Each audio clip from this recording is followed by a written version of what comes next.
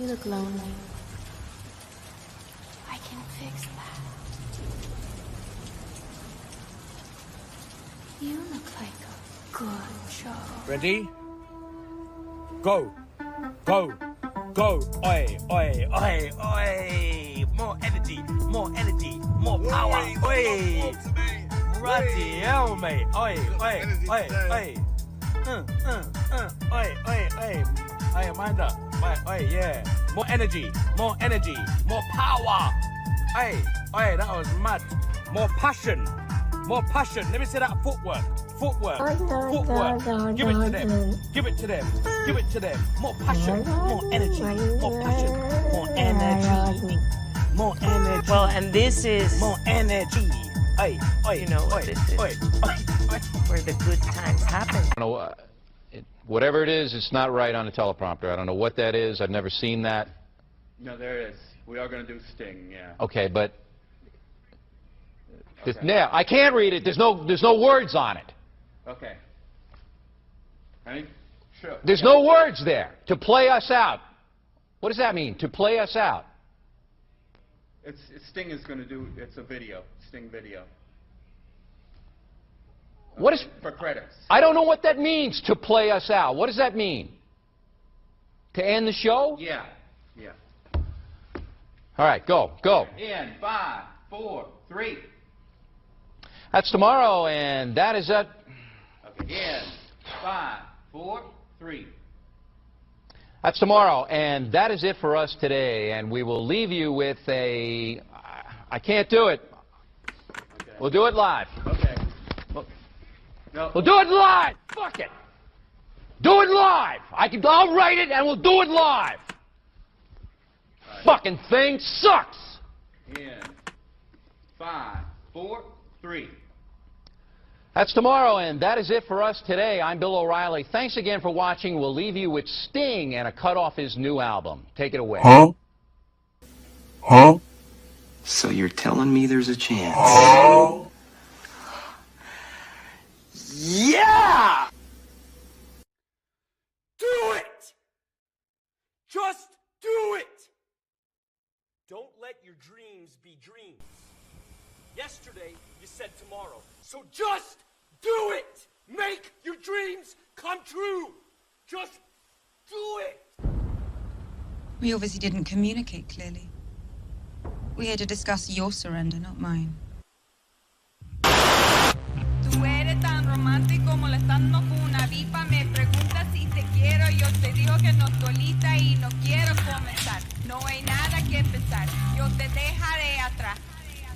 Mientras gano más y más. No estás en mi nivel y tú no eres obligación. No estás motivada y tú aburre mi corazón. Eres un idiota sin inteligencia y razón. Entonces déjame tranquila mientras escriba tu canción. Tú eres tan romántico molestando con una vipa. Me preguntas si te quiero. Yo te digo que no estoy lista y no quiero comenzar.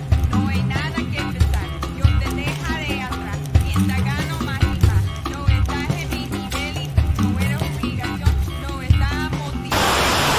Corazón. Eres un idiota sin inteligencia y razón. Entonces déjame tranquila mientras escriba tu canción. Estoy aquí a disfrutar. Estoy aquí pero quiero gozar. Si quieres a mí pero vamos a bailar. Cintura a cintura, papi, tra, tra, tra. Bailando, gozando y me gusta tomar. Pero no quiero pendejos que no quieren respetar. Déjame pendejo, papi, ya no más. Déjame pendejo, papi, ya no más. Estoy aquí a disfrutar. Estoy aquí pero quiero gozar. Si quieres a mí pero vamos a bailar. Cintura a cintura, papi, tra, tra, tra. Bailando, gozando y me gusta tomar. Pero no quiero pendejos que no quieren respetar. Déjame pendejo, papi, ya no más. Déjame pendejo, papi, ya no más.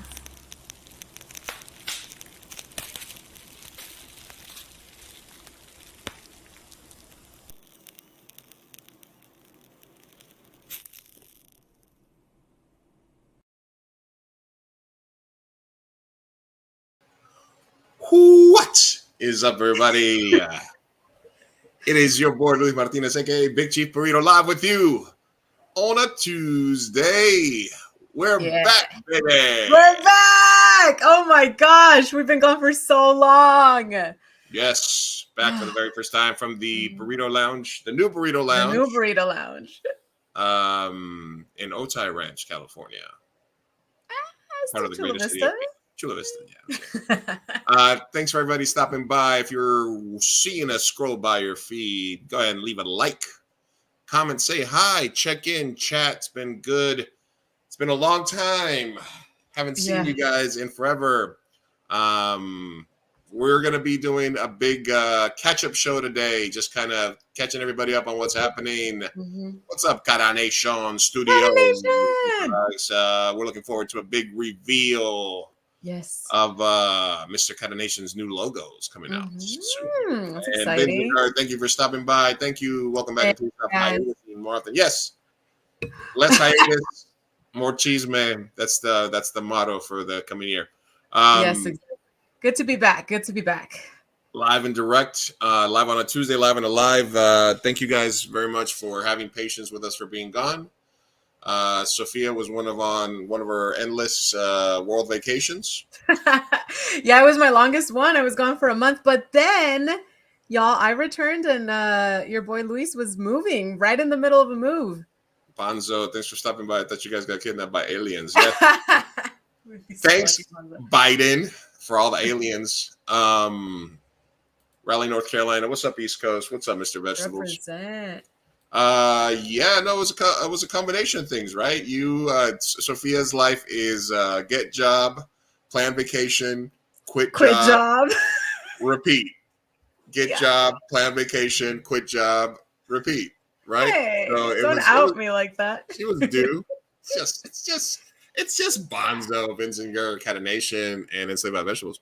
And for me, as I was talking a little bit towards the last few pods, I was looking for a place to live because that place I had been to was no longer available to us, and it was a bit of a friggin' nightmare headache. Yeah. But now I am here on the 3rd floor of my 3-story townhouse in Otay Ranch. Thank you very much. Okay, humble brag. And I'm higher than I ever have been before. I'm just kidding. I'm living higher, I guess. Well, I've lived on a 5th. I've lived on a. What's the highest floor you ever lived on? We're elevated. We're elevated. 2nd floor, nothing higher. Nothing. I think I lived like on the 50th floor once, but that was a long time ago. Damn.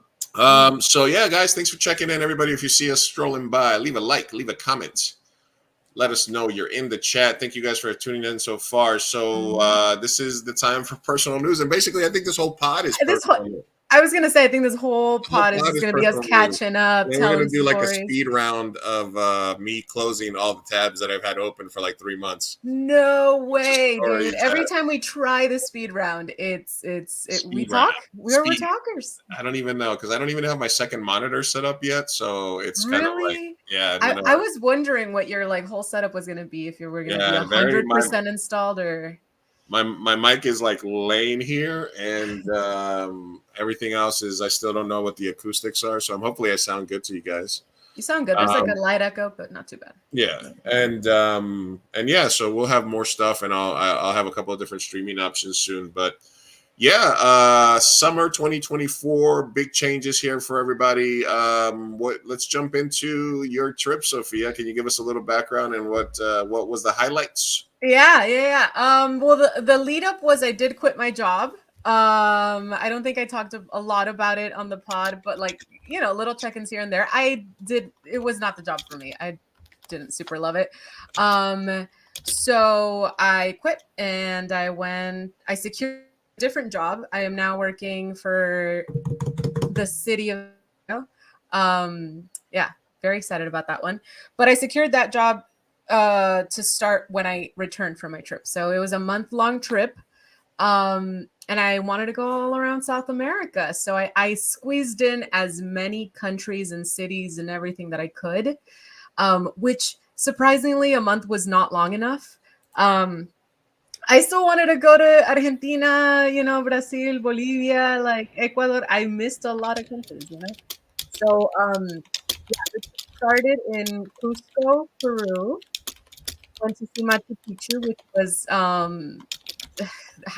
super highlight, because I want to see all the world wonders. That's one of my biggest things, is like I want to see all of the world wonders before I die. So Machu Picchu was my third, I believe. What else have you done? Eiffel Tower? I think my first one was Chichen Itza. Yeah, first one was Chichen Itza, which makes sense, Mexico, you know. And that was amazing. And then I went to Italy, so I saw the Colosseum. That one, I only saw it from the outside because we didn't get tickets. I did not secure tickets, so it was kind of heartbreaking. But I was like, I'll be back, hopefully, maybe. And then sporadically, I returned to Cancun, and I went to Chichen Itza twice because my mom really wanted to see it. So I went with mom's second time, really special. And then I did end up going back to Italy, which was awesome. And that time I did see everything on the inside of the Colosseum, the Foro Romano, like all around. It's just amazing, beautiful, beautiful. As well as like other ruins. If you know anything about me and how I like to travel, I'm very like adventure driven, and also I really enjoy museums and like ruins and learning about old civilizations and stuff like that. So I saw Pompeii, the Herculaneum, Vesuvius, like everything. And then for the South America trip, I wanted to learn about the Incas. So I went to, we're better than Peru. I went to Cusco, did Machu Picchu. After that, we went to Lima, which was insane. It was a huge, huge city. Like, I believe it's the fourth largest city in South America. I think it goes like two in Brazil, Sao Paulo, Rio de Janeiro, Buenos Aires, and then Lima. And you can feel it. It's crazy. It's packed. They're like packed like sardines there.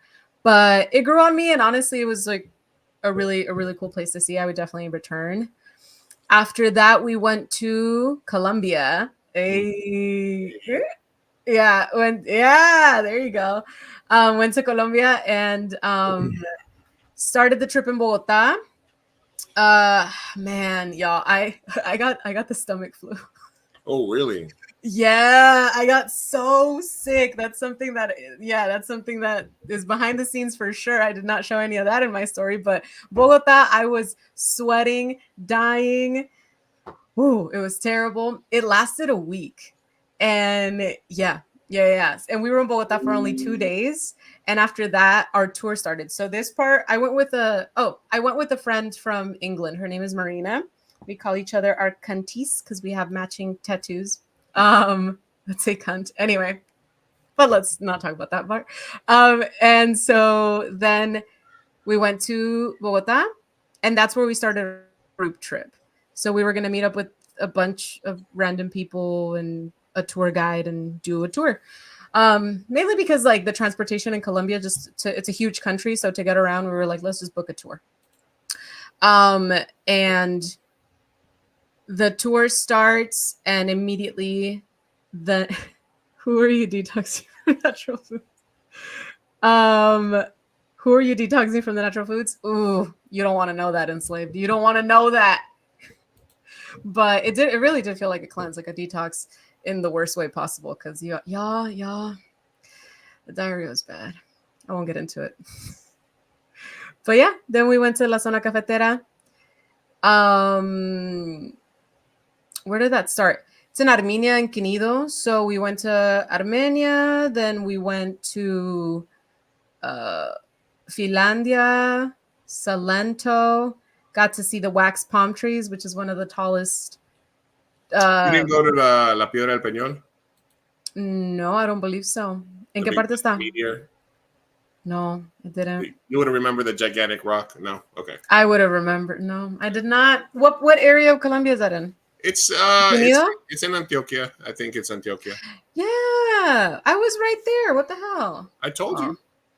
You told me. I did. I might have saved it, but you know, with the tour thing, it's kind of like very strict on that schedule. We don't get a ton of free time, and then when you do, you're just exhausted. So But yeah, I really liked Finlandia. I did not know that there was this beautiful little, like, if you ever go, by the way, because everyone like is like, oh, Salento is so beautiful and all this stuff, and it is. I liked Finlandia a lot more, and so I recommend going to Finlandia if you have ever like. Did you the go to choice the make. La Hacienda, the Pablo's place that got turned into The Hacienda Nápoles? Hacienda Nápoles? Yeah. So no, that one. So after we got done with the Zona Cafetera, that's when we went to Medellin. Mm-hmm. So yes, that's where I got you your little gifts because I know you're from there. Yeah. So no, I didn't. I did do the Dark History tour where we went to Pablo Escobar's like house, the community that he like helped build up. You know how like he invested a lot of money into like the poor people there because you scratch my back, I scratch hers, type of deal. So we went there and they see him like a god there. It's kind of crazy. And then we went to the house where he was murdered.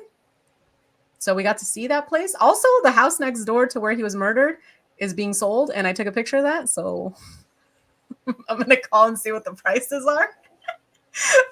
I was telling my dad because he was like, I would love to retire in Colombia. And I'm like, oh, the house next to Pablo Escobar where he died is being sold. Bacal Botan, no, I don't think so. What is that? Ni me lo sé. Who is he? ¿Qué es eso? Well, the neighborhood where he got shot was maybe. Oh, maybe. Yes. Wait. Is that Bacal Botan? Wait, no. You're talking about the Mayan ruins? I'm Googling it. She's Googling it. Yeah, what I was saying is that yes, I mean, I know all that about Colombia because I was there during that time. And the place where you got shot was not maybe more than less than 5 miles away from me when it happened. So it's kind of decently close to there where I used to live in Medellin. Would you say that was a nice neighborhood when you were there? Or would you say it was more of a ghetto? No, it was a nicer neighborhood, like upper middle class. Yeah, still like that. It's very nice. I was confused because I feel like growing up Los Laureles, and when people spoke of them, I thought it was like a ghetto. But I stayed there at a hotel, and it's bougie. Yes, Laureles is where I used to live, and there's a lot of like tech bros and stuff there. There's a lot of passport bros and stuff, and a lot of expensive, like high-end Airbnbs and shit, Yeah, but it wasn't always like that, right? Or was it? Okay, no. Yeah, because it was a really nice neighborhood, and I was like, this is Los Laureles, like that's crazy. And then of course we went to Comuna 13. We went to ¿Qué más? Comuna 13. Yeah, the whole thing. The whole thing. Provenza, El Poblado, like all of that. So we were in Medellin for like 5-6 days, so we had more time there. Nice. It was good, and we still didn't see all of it. It's a huge city and it's beautiful. Out of the whole trip, I want to say, like, I think museum?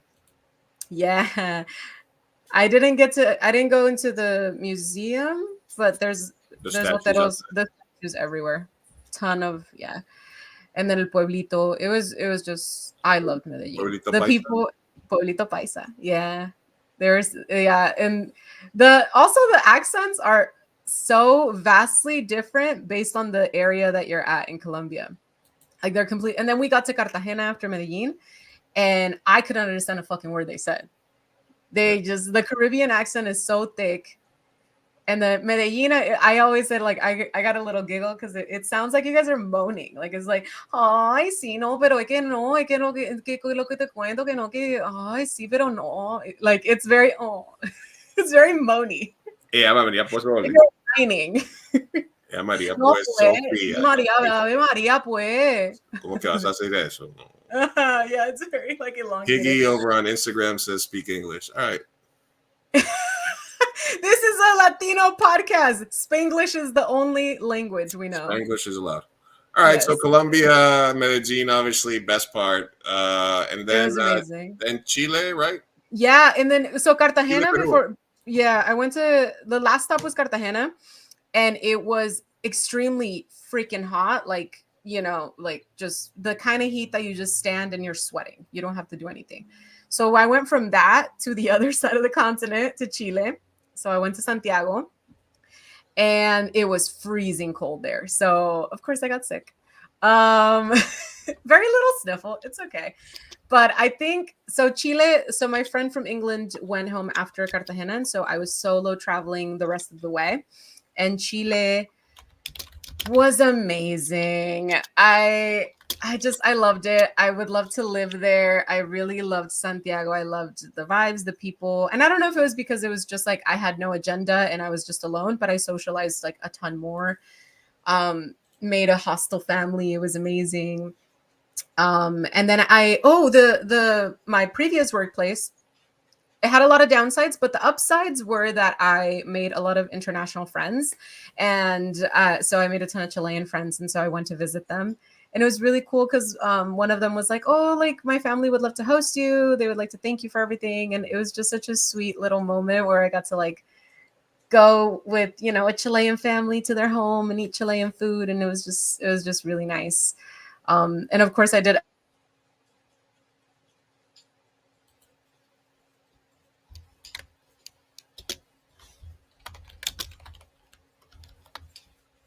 Am I frozen or is Sophia's frozen? Frozen. I think I was frozen. You were frozen there for a minute? Okay. I think so. It was buffering on my end. Buffering. Okay, so Chilean family. Yeah. Machu Picchu, right? No, that was first. Machu Picchu was first. Oh, Machu Picchu. Yeah, where have you been? I've been telling my story. I don't know. Machu Picchu, Chile, and then back to Mexico. Yeah, and then the last stop on my way back up, and honestly, that one was just like the pura chiripa because I was looking at flights and it made sense. I was like, I can extend the trip 5 days and I don't have to do 3 flights, 24 hours back to San Diego. I could just do 1 overnight, land in Mexico, catch up on my sleep, and then, you know, head back home. So, and then it was cool because I had never been to Mexico City. So I was like a foreigner in my own country, you know. It was beautiful. Like I was learning about all the stuff, you know, the Aztecas. I got to see Teotihuacan. I had never gone. They did not let me climb the Pirámide del Sol, but you know, it's fine. I was really tired anyway, so whatever. But no, yeah, it was amazing. It was just like bucket list item after bucket list item. Yeah, and it was amazing there too. The people, the food. I mean, I really missed Mexican food, and I didn't realize it until I got back to. No, I did realize it, but once I got back to Mexico, I was like, "Oh, I'm home. I'm home. México lindo y querido." It was beautiful. Yeah. I'm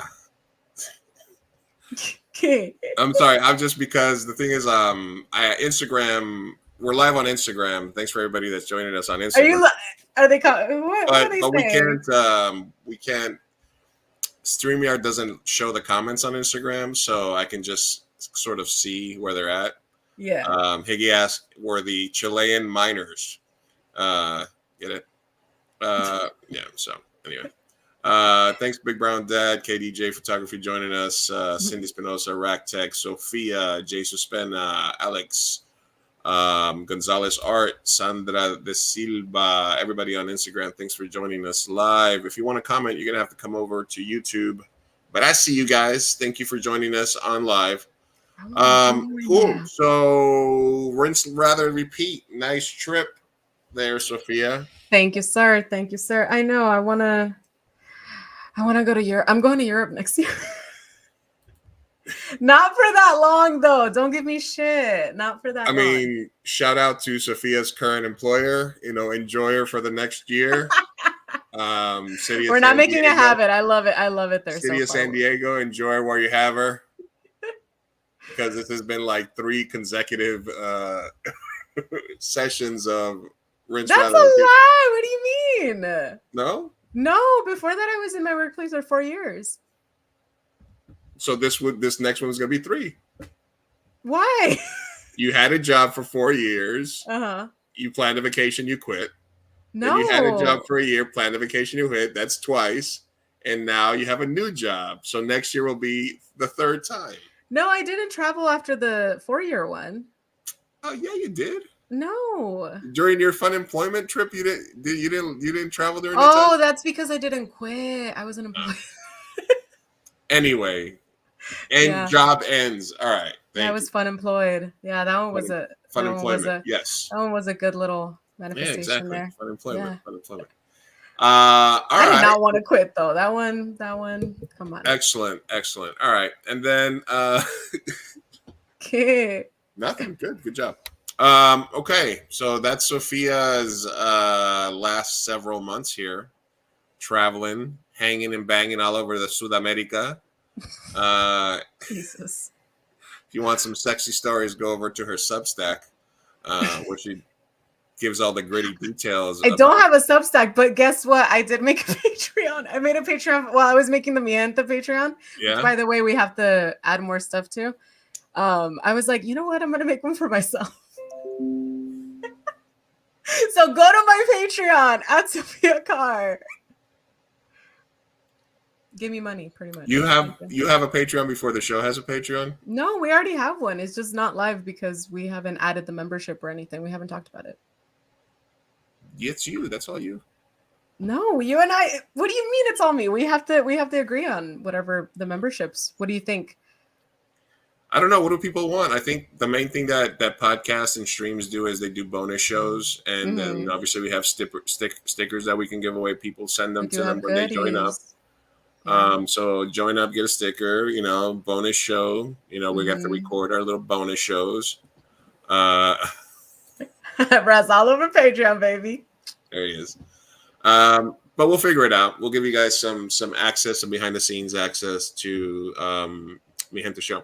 Mi Gente Show continues to be live here on a Tuesday. Make sure that you guys are subscribed to the YouTube channel, and make sure that you're following us and giving us a rating wherever you get our podcast, whether that's Spotify, iTunes, Apple Podcasts, Google, Podbean.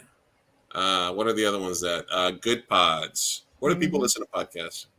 I go for Spotify. I love Spotify, but I feel like most people are Spotify or Apple. Yeah, Spotify, Right. iPhone people, yeah. Yeah. Apple Podcasts. It's really easy.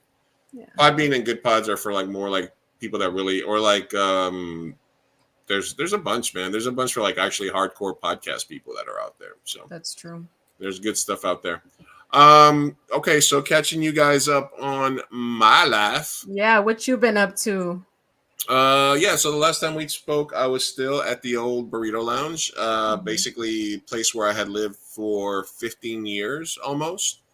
And I, along with my roommates and everything, had to eventually find a new place to live. Long story short, they were going to fix the house and raise the rent, but the raising the rent was the first part. And so we were kind of, if we were going to play 2024 rent, I kind of wanted, modern amenities.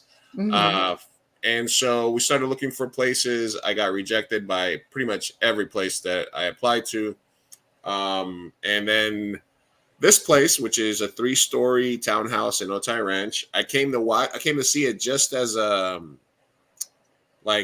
because I was just looking at every place that was available. I was just on Truvia, calling people left and right, boom, boom, boom, setting up appointments.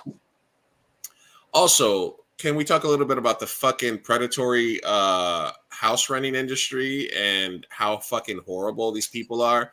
I had several places that took my application money and then didn't do shit. And then they, I was really excited about this house in IB, and it was $3,500. And I put an application. I went and talked to her. I gave them the money. I applied. They were like a little suspect at first, but I was like, I want this house. And it had been on the market for a while. They're like, all right, we'll let you know. A few weeks later, I noticed that they lowered the price to like $3,400. And I was like, that's strange. But I was like, that's a good sign. They haven't found anybody. Maybe they'll still rent it to me. And then they lowered the rent again online. And I was like, hey guys, I was I was into the property a couple of weeks ago when it was at the higher rate. What's going on? And they're like, oh, we're searching for a better qualified candidates. And I was like, were you guys going to tell me at any point? And they were like, oh, somebody should have reached out to you. So they took my money, then lowered the rent, didn't rent it to me. So after being rejected all over the place, this property was owned by a Colombian family. And I came and I took a look at it, and I didn't think much of it because I have dogs. There's no backyard, and there's 3 stories, you know. And they hit me up like a week later, and they're like, "Did you like the property?" I said, "I don't know. I have dogs. I have blah blah blah." And they're like, "Well, if you like it, my wife thought she got like good vibes from you, and I haven't found anybody that I like to rent it to. I'll lower the rent for you, and I'll give it to you guys." And I was like, you know, at that point, even though it was a huge lifestyle change because I have 3 dogs, I went with it. And the biggest adjustment, but then I thought, you know, people in New York and people all over the world have been living in apartments with dogs there, you know, for 100 years, right? And it's just a matter of getting them on a schedule. And so now I walk up and down the stairs a lot. And they heard you talking about them. Yeah, they heard me talking. And I take them out 3 or 4 times a day. So, and they've gotten pretty good. They don't really, they've only had a couple of accidents, and, you know, I've lost some weight since I've moved here because of the fact that I've been having to, because of the move, and also because every time I forget something, I have to walk up 3 stories. So this is us now, New Lou, for the next year and a half, sort of townhouse living. It's a little bit farther to get to Otay Ranch than everybody. Yeah. But the dogs are adjusting, and the internet is high speed. Ooh. And the water heater is tankless. And one of the worst shits about living in an old house that's run down is that we didn't have we didn't know when the water was going to be working. We didn't know when we were going to have hot water. Among with a bunch of other shit like mold and just crustiness and just having a fresh start, popcorn ceilings, like fucking, you know. So it feels real good to be, even though it's a little, you know, expensive, but that's fucking 2024, and we had a sweetheart deal for a long time there at the Burrito Lounge, not gonna lie, but I think it was worth it. And so adjusting to new life, you know, still running the tattoo shop. I wanted to mention, and I'm going to put a link in because I know you guys are following us and know that we own SoCal Tattoo Main Street, and we are doing a 2-hour session giveaway. I'll put the link in the chat there for everybody. If you go over to our Instagram page, make sure you're following, number 1, and there's instructions on the top post on how you can get entered to win a free 2-hour session. We got some really dope artists there. We got some returning artists coming. So still managing the shop. And the best part, I think, is that I started writing again. We're starting working on new projects. So, you know, we've been talking to, you know, obviously we switched over to content creation during the pandemic and during COVID. And then because my father's at the end of life, but, you know, new fresh start now. New place, so time to make the donuts again. So hopefully we'll be creating content, making movies, short films here, getting back into the swing of things. Yes. Thank you, Higgy. Thank you. I appreciate that. So we're on it. Is the new change of location sort of like, I know you already mentioned that you see like a fresh start, but is it sort of inspiring you to kind of like get back into it and do new things or do more of something that you've wanted to do? What's kind of been your mindset lately?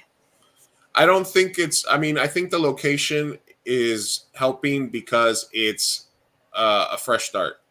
So I think it's because and I wrote my first Substack about this, is I'll link you guys to the Substack as well. But I created a Substack so I could get some vomit writing out, so I could purge myself, so I could, you know, clear my mind from my other writing.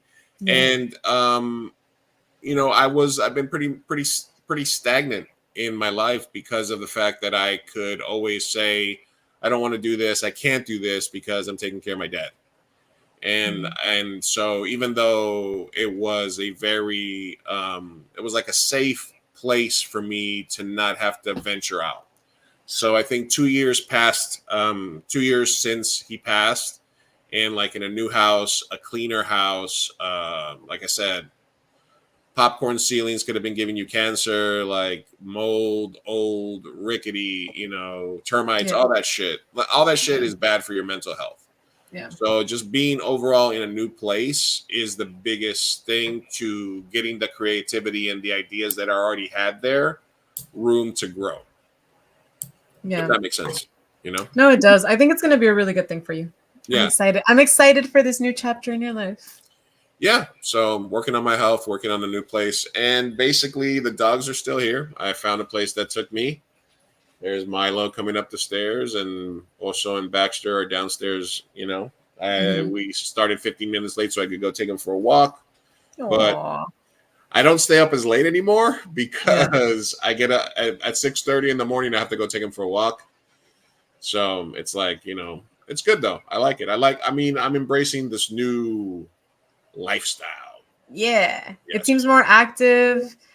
How many walks do you take him on? 6:30 in the morning, first walk. Then I take them for their post lunch. So they get breakfast like at 9, and then I take them like midday, like at 12 or at 1. And then if I'm going to go out, if I'm going to go to the shop, 3 or 4 o'clock, I got to take them out again before I leave. And then if I get home before, and then if I go to karaoke, then I take them out again, like at 7 before I go to work. And then they're usually good again till the morning. They can hold it until the morning. If I get home like before 10, I'll take them out again. No matter what time I get there, I'll just as soon as I'll go take them out real quick. But I can't take them out too late because we're at the edge. We're like there's a couple of more places that are getting built around here. Yeah. But we're basically at the next street over is like the desert, you know? Oh. I mean, a few blocks down is the desert. Hey, down. So there's coyotes. There's fucking every time I get here late, there's skunks. There's raccoons. There's wildlife out here. Dang. So And do you have a backyard? no backyard. Okay, so that's the basic. hence the thing. walks. That's the main thing is that that was the main thing that I was like, okay, I need a place with a backyard, and I got a place without a backyard. So, but it also forced like that huge shift of I can't just leave the door open and not worry about it. It's now I have to get up, get my little baggies, get my keys, put my shoes on. Oh my God. You're going to be like a dog 6:30. park dad. Yeah. And it's not that, it's just that I have to take 2 walks because I have 3 dogs. And if I take all 3 of them at the same time, it's like. You kept Milo? I don't know why I thought it was only the 2. No, I have 3 dogs. So I take Milo and also the 2 young guys first because they're the most powerful ones. Because if I take Baxter with them, it's like a whole fucking thing.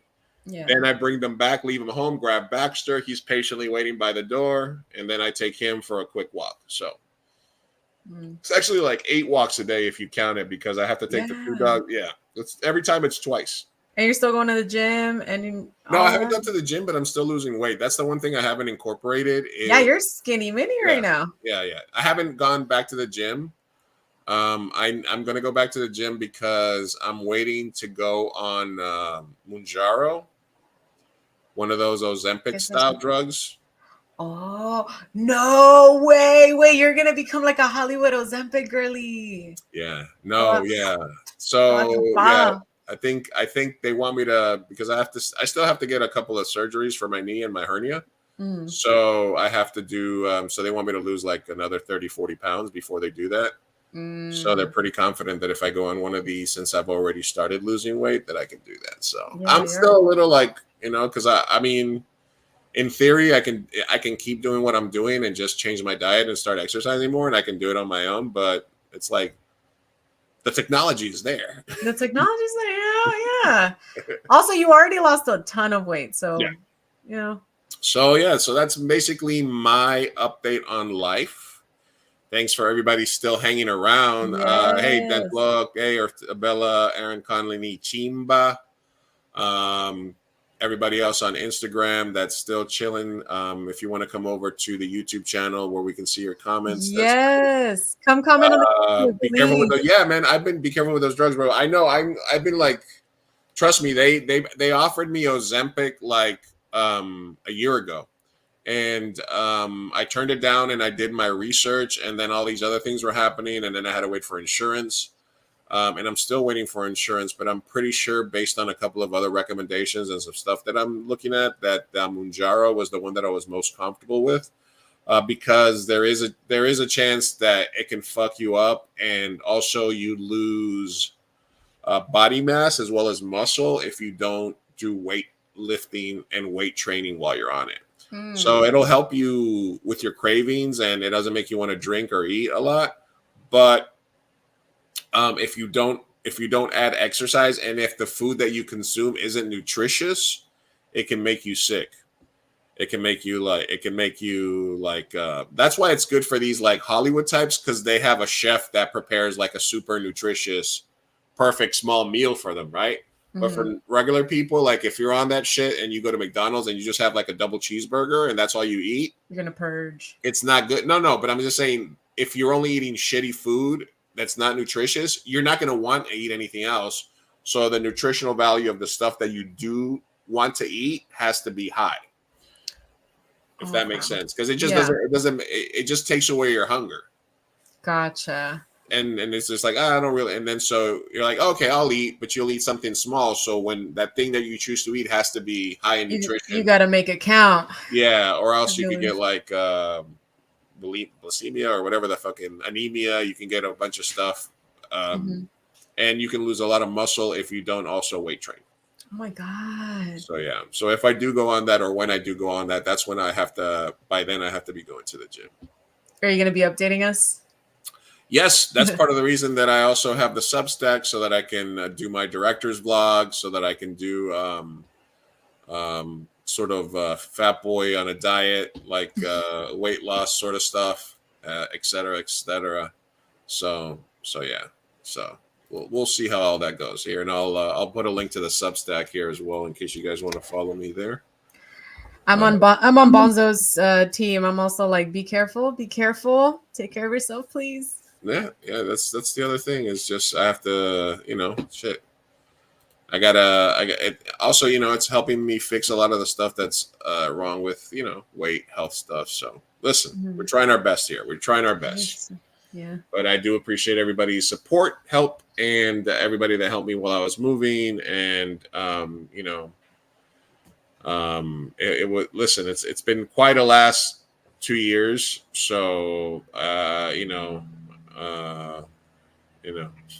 It's been, it's been a roller coaster. It's been a roller coaster, to say the least. Sophia's on Team Bonzo. She got that. So It's meant to be. Bonzo, I missed you. one thing I had to ask you, because you got a tattoo in Medellin, but you got it at a TJ Taco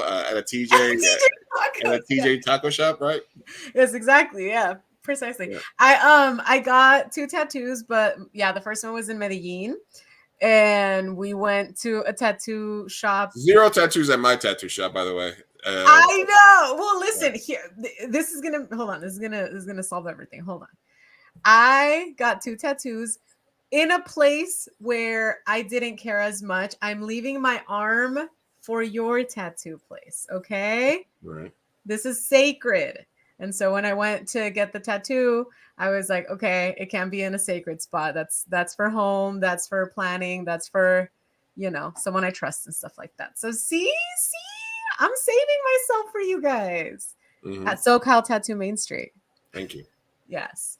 But I did get a tattoo in Medellin, and it just so happened to be at the spot called TJ Tattoo. And I don't know, tell me why, like growing up, did you watch a lot of The Simpsons? I did.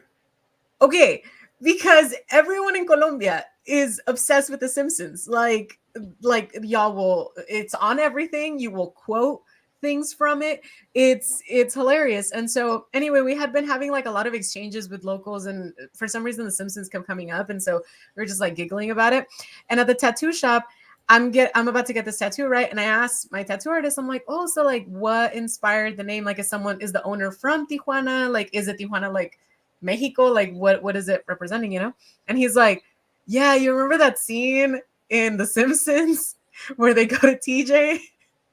And I was like, no. So he shows me the video, and it's just exactly that. It's from that episode where they go to Tijuana, Baja California, Mexico, and they named the tattoo shop owner named it after that. So it is Tijuana Tattoo, and I got my Mi Chimba tattoo there. Yeah, this Homero is actually really funny. Homero, yeah, I agree. I agree. I mean, I quote The Simpsons every day, and I do have that. Ooh. I do have that sign at the tattoo shop that is based on a quote from The Simpsons. When he was going to jump Springfield Gorge, and his mom took him to see the Evel Knievel character. Yeah. And he's like, he's gonna jump Springfield Gorge, and he's like, cool. And then he talks to him, he's like, hey man, listen, bones heal, chicks dig scars, pain is temporary, glory is forever. So I have a sign at the tattoo shop that says pain is temporary, glory is chicks forever. digs tattoos, skin heals, pain is temporary, glory is forever. Oh, that's perfect. Yeah. That's freaking perfect. So yeah, definitely can get on board with quoting The Simpsons. Yeah, no, I watch The Simpsons and I love it, but I it's not like my most quoted, But yeah, I got that little tattoo. It's on my ankle. It's cute. And then got another one in Santiago. Like The Simpsons, but not anymore because it's too pathetic for my taste and it plays too safe in my opinion. Oh, after 40 seasons, Vinziger. It's still on, first of all. And it predicts the future how many times? Come on. I'm still surprised it's still on. Is it really? Like on Prime? Yeah, they're still churning out episodes. I mean, what? Yeah, there's no way it's that funny anymore. But whatever. Yeah. Yeah, man. So yeah, we're back here, guys. Wait. Before we move on, you also got tattoos, did you not? Yes, I did. Speak on it. How many and where, and is it a tramp stamp? So let me see if I can. Here, this is a good change here. Let me see if I can share my other screen here. I can share this tab. 2 screens. I don't have multiple tabs, so I'm going to share this tab. All right. So, this is a tattoo that I got, which is a BoJack Horseman. Oh, you got it on your back? Yeah. Yo, why didn't you show me that the other day? Because I was dressed. Well, this is at a white party. I'm going going to sit there. Yeah. No. It was a button up. You could have been like, So basically, I've been the sort of guinea pig for all the apprentices at the shop, and so Paola she did a little polar bear tattoo on my arm that I think you saw, and then we were gonna do another tattoo, and she was like, "What do you want?" And I was like, "Well, we already got like." On my arm right here, I have you can see the outside of that bull that I have because I have a snake because I'm the year of the snake. I have the Taurus symbol, and then I have the polar bear, which is kind of one of my spirit animals. And then I was like, I love horses. I always love horses, and I love BoJack. So I was like, what about a BoJack right there? And then that became like a whole thing about, well, I'm just gonna put a bunch of cartoon characters across the top of my back. So. And then hey! Pause for dogs. Hold for dogs. Wait a second. Let me mute and yell at them for a second. Okay. Well, while he does that, does anyone in the chat watch BoJack Horseman? If so, speak now. I recently started watching it only because Luis loves it, and not gonna lie, it's a really good freaking show. So I am excited to continue watching. I still haven't caught up on Rick and Morty though, so still kind of needing to catch up on that. I haven't seen the last few seasons, but we'll get there. We'll get there. Honestly, lately, and this is terrible, I've been watching a lot of Bridgerton. So chat, please tell me, what have you been watching and what should I watch? Let me know. Luis is being attacked by Oso. It's my I love. watched it and it was fine too hipstery, but fine. Okay, more of an anime guy. All right, Vinsinger. Listen, where are you at in BoJack? Oh, dude, I'm still like early on. You gotta push through season 1, okay? Okay. Because season 1's got some really great moments, but they didn't get the balance of serious versus silly all the way right until season 2. Okay. And then season 2 is better than season 1. Season 3 is better than season 2. And then season 4 and 5, I think, are pretty equal. But it is a show that gives you the silly as well as like the serious moments. But in season 1, I think it leans more silly because it's creating that whole anthropomorphic world where it's like the Quentin Tarantulino, and there's people that are animals, there's people that are there's animals that they eat, and there's animals that talk. So it's creating that whole universe, but then later on it gets it just right. I think it finds its footing a little more. And I think it's one of the best. It's one of the funniest shows. I love cartoons. Obviously, it's one of the funniest shows, like adult cartoons of all time, and I think it's one of the best shows about depression of all time. So, BoJack isn't perfect, but I really enjoy the show. So but now he's on your back, and now he's on my back. And I got and I also had this Oni finished by Eric, which was one of our guest artists. Oh whoa! So this is the back of my right arm. So yeah, so I'm all over this place with tattoos that I got done by different artists and stuff. Yeah. But yeah, but all right, here you go. So on your back, are you gonna want to do like? Is it gonna look like the founding fathers? Like, are they gonna be like next to each other, just faces, or what are you thinking on that one? I have BoJack here, and then I had another apprentice that wanted to do some work, so I got a Master Shake from Aqua Teen Hunger Force on this side. Shut up. I got a Master Shake over here that I let him do, and then I'm going to do Ramses, our Cuban artist. He showed me this picture of a Bowser, and he's Bowser like this, and he's like spitting fire. Yeah. So I'm gonna have him put like a microphone in his hand, and that's gonna be like karaoke. Yeah, it's good because I do teaching. Oh, that's so good. So it's gonna be Bowser like spitting into hot fire into a mic. I'm gonna put that center back, and then I don't know, like I don't know, I don't know if I'll do like a Rick and Morty, but maybe like I'll do maybe the other Aqua Teens on this side, and just like a collage of like, you know, cartoons and stuff on my back. You know, I'm excited to see the. Because I don't got no more room, and it's like you're at a tattoo shop. You're at a tattoo shop, and it's like when it gets boring, everybody's like, guess get a tattoo. Yeah. And it's like, I'll tattoo you, you tattoo me, I'll tattoo you next week, this and that. There's like everybody's tattooing each other. And then when nobody else wants to get tattooed and the apprentice or somebody wants to practice, I'll be like, all right, set it up. Yeah. Let's do it. It's so funny because your arms, I feel like it's a totally different style of like, artwork. It looks very badass. Like I feel like if I didn't know you, but I saw you on the street, I'd be like, oh, it's a scary dude, like he's aggressive or whatever, like he's, scary.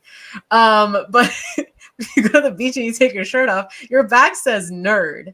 It's very like, yeah. It's like, no, I'm an actual dork. It's your real personality. It's like, right, but the thing is like some people get super anal about it because they're like, oh, I want only this style, I want only that style. It's like, no, mess around with all of it. Yeah. Did you so like this is because you can see the sleeve in this one, right? So yeah, if you meet me, you just see like, oh, okay, he's got the whole sleeve going there, but but and then tattoos on the other. I mean, it's listen, it's a bad motherfucker. I own a tattoo shop, so I'm sort of steering into the curb, right? Yeah, you Are you there all day? No, I'm there for a couple of hours a day. Like I still have my day job, so I'm here in the morning, and then after I settle everything in, and I'll go there usually. Like today, I didn't go because I had a stream and I had to do a bunch of stuff here. But I was there yesterday till late. I was there, 5-6 days a week. But I have people that manage the shop when I'm not there, and we're good. Nice. Thank you guys for hanging as I had to calm my dogs down. Let's see, what shows are people recommending here? I've been wanting to watch the Fallout one. Yeah. I know you're an anime guy, Vinziger. Ultraman. I want to see Ultraman. Is Ultraman the continuation of Big Hero? Is that who the kid becomes, Ultraman, or is Ultraman its own thing? For some reason, it feels like Big Hero or whatever that show was. Outer Range is good, and Fallout. I haven't checked out Fallout. Can you enjoy Bonzo? Can I enjoy Fallout if I never liked the game? My brother said yes. Yes. Okay. Yes, that's what he said. So it's pretty good. Have you guys considered appearing on Brandon, the Anime Guy's Anime? He's buddy with Polly from the Latino Slant. Hey, I'd be down, but I don't think I don't think I have much to contribute to anime talk. I've only seen like 2 animes before, I mean, if you want to go like strictly anime as like animation, I am big on American animation, and I'm America. I'll put BoJack and Aqua Teen Hunger Force and Lucy Daughter of the Devil and Metalocalypse and all these shows from the early Adult Swim days, which were all anime. Robot Chicken. I think Robot Chicken is claymation though. Mm-hmm. So I'm down. Hey, and we had a animated feature this year at the Latino Film Festival with Jorge.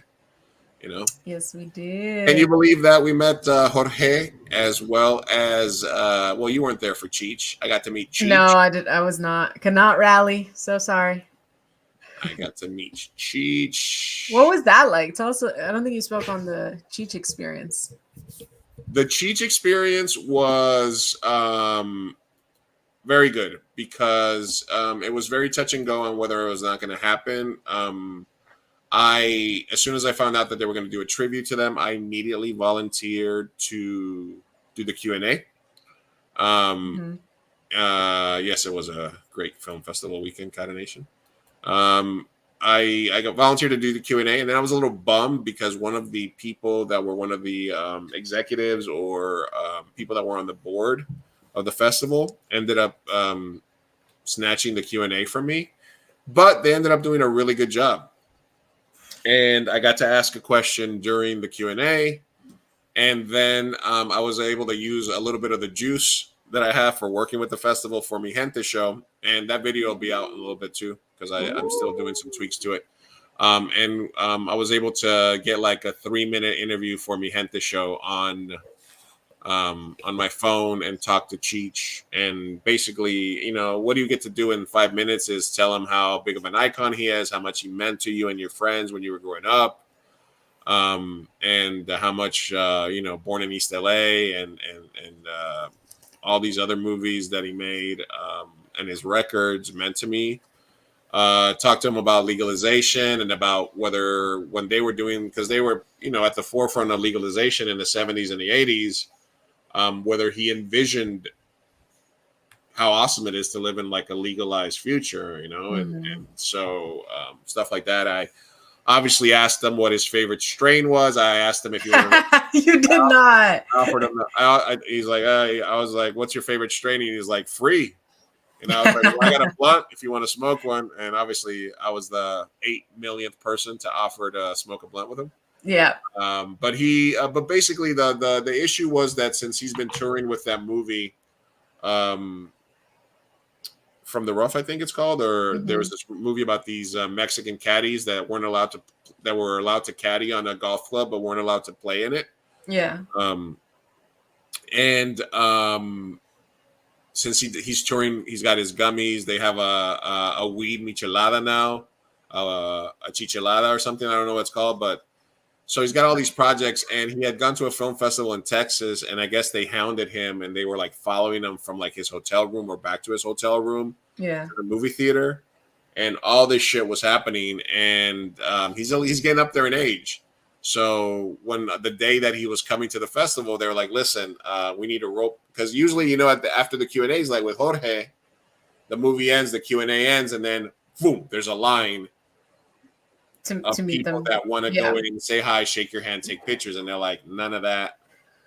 They're like, none of that. And then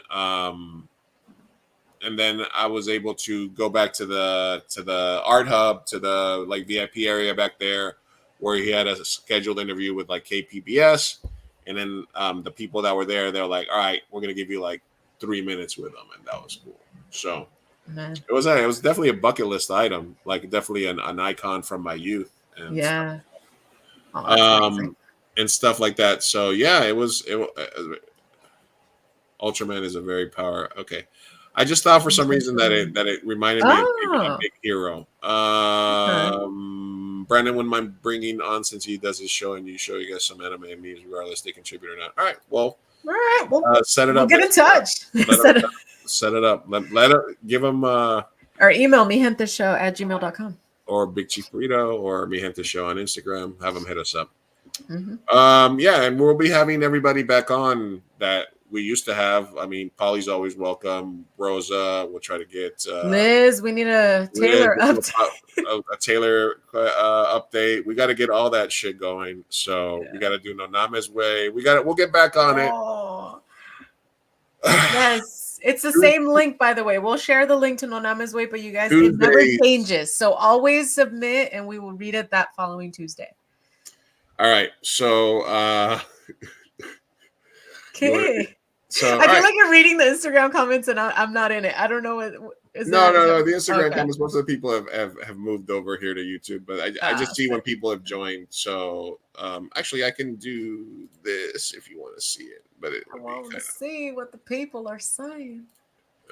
So see, you can see this is what the Instagram feed looked like. You can see from everybody that joins. It just basically tells you that joins and stuff. People, Gotcha. So we're good. But yeah, we're live here everywhere. We're live on X, we're live on Twitter. Oh, so we went to so before we jump into some tabs, let's get people what my oh yes, the poster. We finally reconnected was it last week? This weekend. That's where you were leading, right? The party? The party, yeah. Yeah, give me a second. Yeah. Let's show that. Did you see my reel? I saw it. Okay, I'm gonna share it with everybody in case they didn't. I shared it on mine as well. Let's talk about it.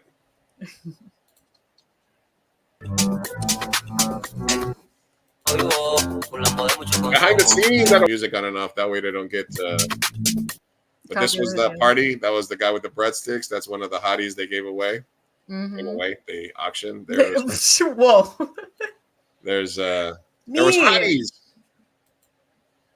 and that's us there talking at the white party. There's Jordan, who was the MC. There's girls. There's Sophia putting her beer down. I was like, "Oh right." Before she goes off to get be sold. Off. So what a weird experience that was. We got to go to a white party. Yeah, Saturday was a weird day because I started off in like the most cultura place in San Diego, which is the Mujeres Brie House, which was nothing but like Latinos and twinks and gays and lesbians all commuting at a great brew house. And the most intersectional cultural hub, like Latino, artsy people, artsy artists. That's very inclusive. And then they had an event there for the San Diego Latino Film Festival and the Max Center, which runs the festival. So I wanted to make sure I was supported, but then Sophia was paranoid that nobody was going to bid on her at the auction. So she wanted to turn. I wanted to give you your gift, and I wanted to see you. She wanted to turn my life into a sitcom episode, so it was the classic "come bid on me at the auction, charity auction," so that I don't get embarrassed. And I had to make a decision on the spot because, and my favorite part was when you were like, sort of like, and this was great. When you were like, all right, you and the other girl were like sitting there, and you guys are both very attractive ladies, right? But the two girls that were there, the other two chicks were just like stunning, right? They were Oh, like they were models. they were models. They were like models. Yes. Shout out Kelsey and I think it's Adriana, I believe. Yeah. Or Adrian. And the look on your face when it changed when We're I was like, we can't go after them. When I introduced you to her, and you were just like, we're like, not going after them. You're like, that's for fucking sure. okay. Yep. No, we were like, that's the standard. No, get me the fuck out of here. I gave you a Listen. hug, and I was like, oh And man. when was your moment to back out too? Because you were kind of down. You were like, yeah, I'll be in the auction, and then you backed out. When was the moment that you were like, no? I was just like, when it started, I was like, no. There was only two dudes. Yeah, and one guy was kind of sad. I think his parents had to bid on him. Yeah. And then one guy, did you see what happened? The hot guy that went up and they're just like, this is whoever the fuck. And then everyone's like, oh, whatever, 50, 75, whatever, right? And then this one woman, this cougar lady, comes up to the stage and whispers 500 and then leaves. And then Jordan's, we're all just like, what the fuck? Do you want to know happened? what happened after that? Like, I don't want to know. I'm scared. Sarah and I were scared for this man. We were so scared. No. Do you know what happened after that? Because the whole thing was the charity action. Like the lady, as soon as the bidding was over, she ran over to you with the square machine, and she was like, "Give me your credit card." Like right away, they were like, "You have to pay right away." Like he said when he started, you have to pay right away. Now this cougar, she knew the owner, right? She knew like the main dude. Yeah. Right. And so she was bidding and she's like, oh, well, fuck all this nonsense. She walked up and she's like, $500, right? Yeah. She walks back over to where I am, like directly next to me. And she's like, oh, blah, blah, blah, blah, blah, whatever. And the lady comes over with the square machine and she's like, where's your credit card? And she's like, oh, I know. Let's call him Paul. I know Paul. Yeah. Probably was his name, honestly. It wasn't his name. So he's like, I know Paul. She's like, I'm good for it. And she's like, no. You have to pay right now. It's a charity auction. It's separate from the party. You have to pay right now. And she's like, I'm good for it. I'm okay. And then she turns to Paul and she's like, Paul, am I good for $500? And he was like, Paul, you know me. Am I good for $500? And then he was like, yeah, but it's not even my thing. It's like a charity. They got to get the money directly. And yeah. You know me, Paul. I'm good for 500. I'm good for it. And like the lady was just sitting there, and then Paul said something to her or whatever. And then it got dropped, right? But then very soon afterwards, one of the guys that was from, like, I don't know if he was security or who he was, but he was white. And he comes over and he like grabs her and talks to her for a second and leads her away. What? To be seen again that night. What? What is this party we went to? Oh my god. Yeah, I was eavesdropping on a lot of conversations. It was La Jolla White Party. And we were there was maybe 25 total people that weren't white. And that's being generous. I was like maybe 10. No, there was a few. There was a few because you have to count the band, some of the models, some of the organizers, some of the. No, I feel like you can't count staff. Let's not count staff. Just attendees. 20 non-white people. Because there was maybe like 300, 400 Because every people time I saw a person of color, it was like, oh, and then I'd be like, oh, you're a security guard. Got it. Oh, you're working with whatever. I'm like, I didn't see a ton. You're an organizer. Yeah, you're an organizer. Yeah, I didn't see a ton that were just there to party. It was all white, all white, all white. It was all like the Oscars. It felt like the Oscars, everyone. No, it was fun though. But it couldn't have been for me because I was dressed like colorfully. I was at this place at the brew house, and then all of a sudden I have to drive to La Jolla. I have to change in the car, put on my white clothes, and walk in there. And it was just such a switch. Culture shock. Yeah, the code switching was intense. It was definitely, but it was a fun time. And then, like I said, And it was for a good cause too. I was like, we're making money for Alzheimer's, which is Alzheimer's. Alzheimer's. Yeah. So we got to go, and then I mean, it was the joke was like, hey, you know, then I seen you at Bohemia Grove, or you know, hey, yeah. People were like, did you ever use that at all? I did say it like once to somebody, but they went over their head because I was gonna have like, oh yeah, I saw you by the sacrifice pit. You had the 2 little Filipino children. Oh my god! And I would you were having an androchrome, whatever the fuck that thing is that they get. Adrenochrome sandwich. Yes. Oh my god. Yeah, no, it was it was fun. It was fun to see how the other side lives, you know. And how do they live after 9:30? Is they have full on sex on the yard. Why do you gotta be a snitch? in front of people? Because people want to know that these parties turn into orgies. Yeah, you guys, they really do. We were, yeah. So yes, I saw it first, and then mortifying. And then they confirmed it. But I went by. We were leaving, and they were like, people were joking. Yeah, after 10 o'clock it gets handsy. People that had been at the party before were like, yeah. Around midnight, people go off into these separate rooms, and there's crazy shit happening. And I was like, all right, but like I believed it, but I didn't think it was gonna. Yeah. And then I go to the bathroom before I leave, and I go to the other end of the party where the food was.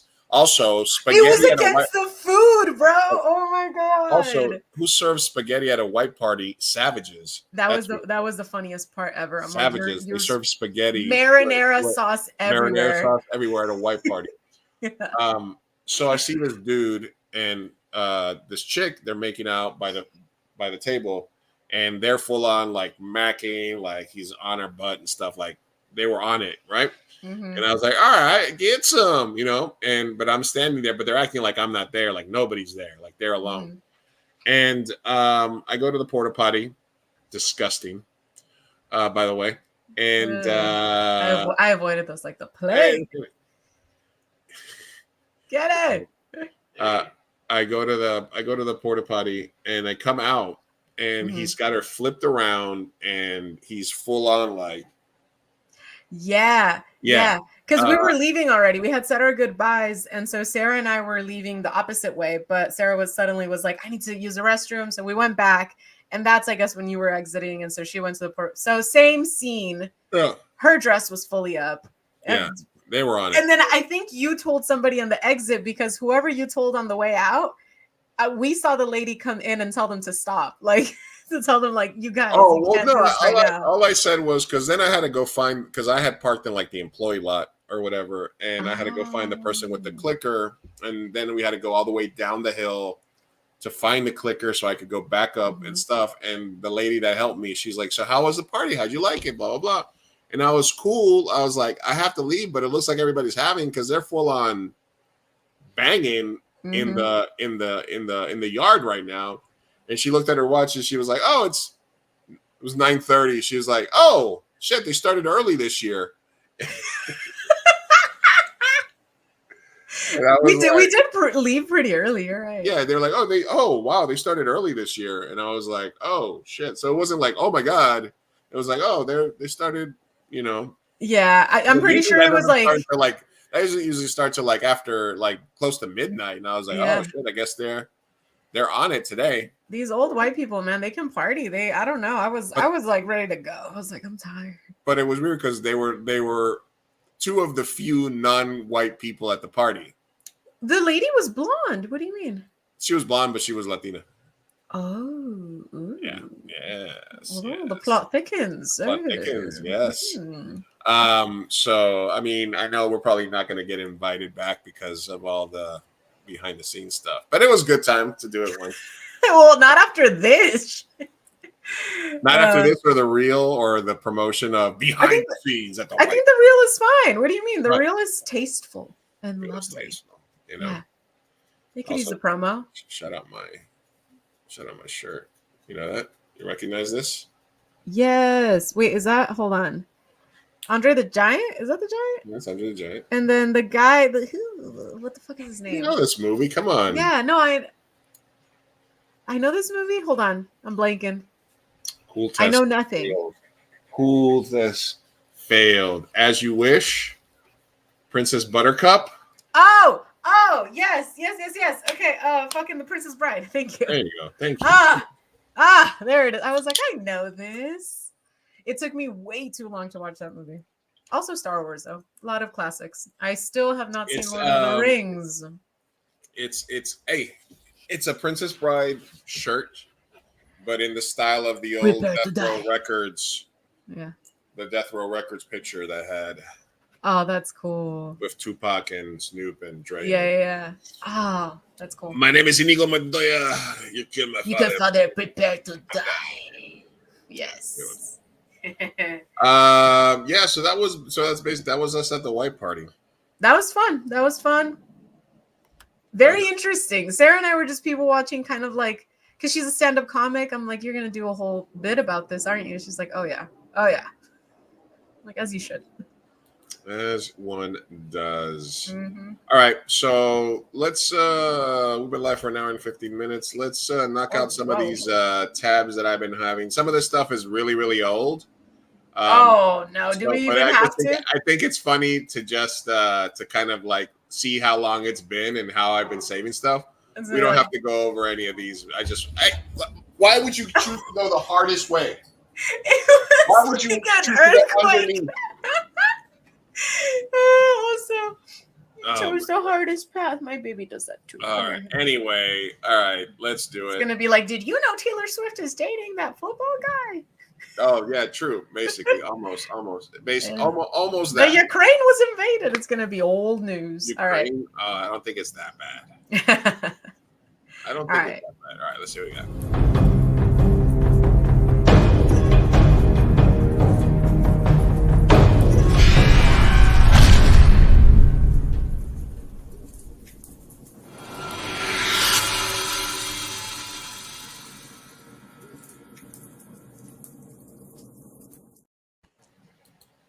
All right.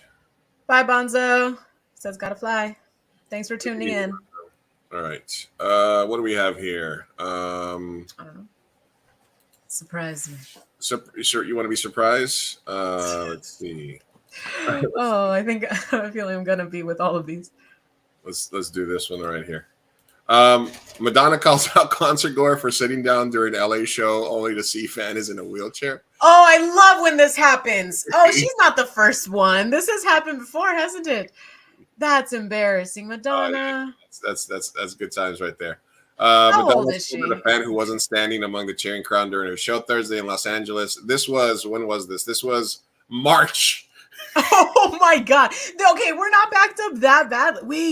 Did we hiatus before I went? Like, how soon after the Latino Film Festival did we hiatus? I think that was our last show. Yeah. No, we had I think a couple of shows after that, but it's been a while. It's been a while.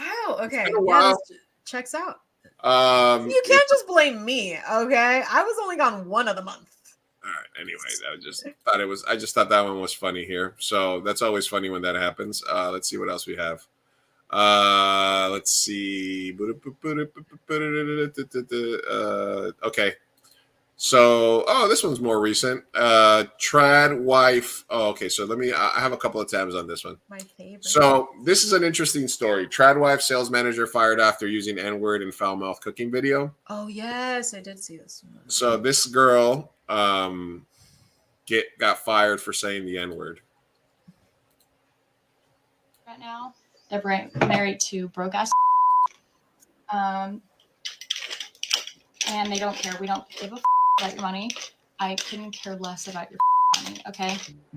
So she posted a video on TikTok where she says broke ass N-word, and she gets she's a trad wife and blah blah blah. Yeah. So she gets fired from her job. So which means she wasn't really a trad wife to start with, right? Mm-hmm. And then she posted a video. Basically, she just kind of. So this is the funny part about this is that she claimed to be a trad wife, but she had a job, and she uses that word because she does it, and then so she decides to sort of steer into the curve.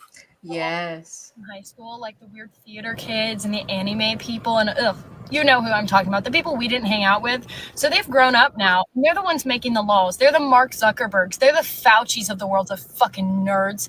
Those fucking dorks that never got laid in high school, and they got a major chip on their shoulder against the normies. That's why you see all these fat ass fucks making laws. Oh, you can be obese and anorexic. Okay, sure. They're the ones inventing clown world. They're the ones in media. They're the actors. You wonder why actors are so politically leftist? Oh, right.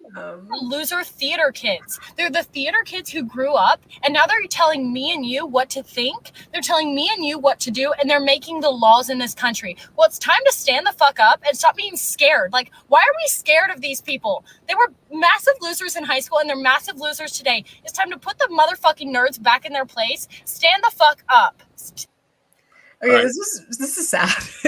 It's giving like never grew up, high school cheerleader. Those were the best days of her life. Like Right. what? So she decides, okay, I got so basically that she says, thanks Black community for helping to launch my new career in conservative media. She wrote on X. You all played a role. There it is. Look, you are. So basically that's kind of that's step one of this process where, you know, it's very easy to be, as we know, a right-wing grifter, right? Yeah. You know, I keep telling you, we need to steer that way. Come on. I mean, I think millionaires by now. I think we should do like an ironic, like a right-wing segment, and then just like drop that and just see if we pick up people that are like just showing up. Two Latinos, two MAGA Latinos. Right. So she basically posts all these videos about how she doesn't give a fuck anymore, and she just okay, that's it. I'm going to steer into the curve, and I'm going to give me a second here. I'm going to steer into the curve, and you guys, you can't tell me nothing, and I'm going to be a right-wing media influencer. Mm-hmm. All right. And I have a thread here that I need to find. Give me a second. Yeah. Because it gets super funny after that. There's more.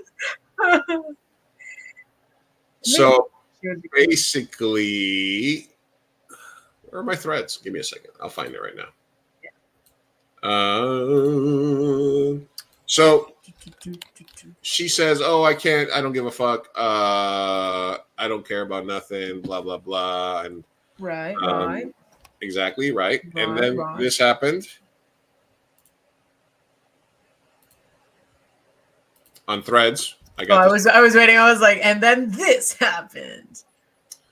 Oh my God, not the white girl who said the N-word a few days ago, got fired, then went on X, bragged about how she was going to be a conservative media darling.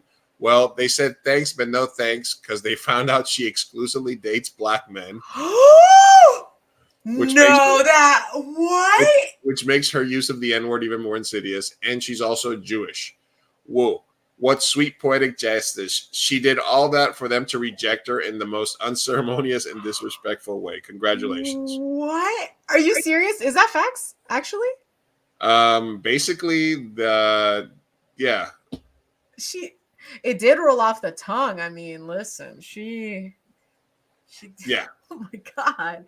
Okay, so she dates Black men and she's Jewish. Although that part, they don't have to. I know that there's anti-Semitism within the right-wing grifter media, but there's also pro-Israeli sentiment. So, you know, right now I feel like she's got a shot. Kind of interesting. Yeah, that's interesting. You know. Yeah.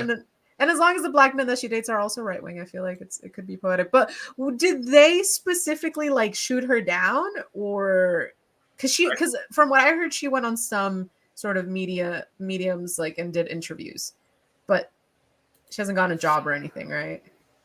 Yeah, no, I mean, I think it was more like she thought she was gonna be like, you know, like she like just, Rittenhouse or like one of those. Yeah, like, she thought it was like, oh, in the bag. I got caught saying the N-word. I'm a trad wife. It's gonna be like automatic, and it turns out that people were like, you're not really like a true believer. Yeah, it was kind of like Pearl. I mean, she is a true believer, but she's also like extremely cringe and, you know, misogyny, all of that. So they don't super accept her either. Yeah. So it was kind of just funny things that I picked up over the time here. Poetic. This one is definitely old. What is it? What is it? Yeah, this one. Michael Jackson passed away. No, this one. Lizzo says she quits. What? Tired of being dragged by public. Did she stay retired? I'm not sure. This was in March of last year. Lizzo says she quits. Is she still being dragged though? Is she? I thought people dropped that by now. I don't know. I guess who's to say? Who's to say? Also, I think one of my problematic takes was that I was on her side, right? Like, I don't think if I recall, I don't know. I'll have to listen to the podcast, but if I recall, I wasn't like totally anti Lizzo. I wasn't like stand with her, but like I wasn't totally anti her. Like I was like, yeah, that was shitty, but I don't think we should cancel her. Yeah. So we have two, and you're saying there's a chance here. Ooh, okay. All right. Do tell. So let's see. Share screen. Male or females, or they thems? Both females. All right. Both females. Perfect. It's Pride Month, baby. Oh, we need to do a Pride episode next one. Okay. Sacha Baron Cohen and wife Isla Fisher are divorcing after 14 years. That okay, I did hear about that, and I am super sad because I thought they were a cute couple. Yeah. But hey, Isla Fisher's on the market. Yeah. She's gorgeous. Yeah, stunning. Yes, mistress. Yeah. Anything you say. Yes, she can. And he's tall. He's tall and funny. Yeah, and funny. There you go. That's all men need. Just be tall and funny. You're tall, you're funny, you know. You can be on SNL and get married to every guy can be a 7, as they say. Mm-hmm. And along that same line,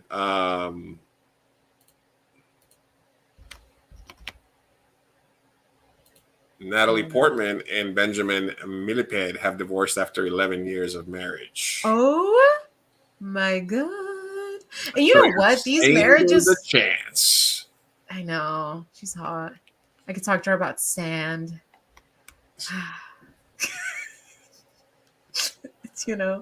Yeah, I mean, sure. How coarse it is. Sure, how coarse it is and how horrible it is. It gets everywhere. Yeah, exactly. Oh man, those marriages though, those are like successful long marriages for Hollywood. Anything past like 2 years is like what? Right. Yeah. Wow, you did it. 11 years. I mean, you got 11 years with Natalie Portman or 14 years with Isla Fisher. That's a lot, you know? Yeah, that's a lifetime in Hollywood. So kudos to them. And did you know that Ariana Grande is working currently with Penn Badgley, and society is just waiting for her to steal him from whoever he's with? Really? Yeah. Anyway, we'll see. Oh my God. Put a pin on that. We'll see what happens in a few months. We will have to fall back to that. Cut to them being like, Penn Badgley's divorced wife over Ariana Grande. Yeah, no. We'll see. So let me see what else we have. Sinister theory about Finding Nemo. No. Ooh. All right, this is a rant that I've been thinking about that I think we're going to bring back our rant and or rave section where we have to rant about something. But apparently it's been finally happening where restaurants are ditching the QR code menu.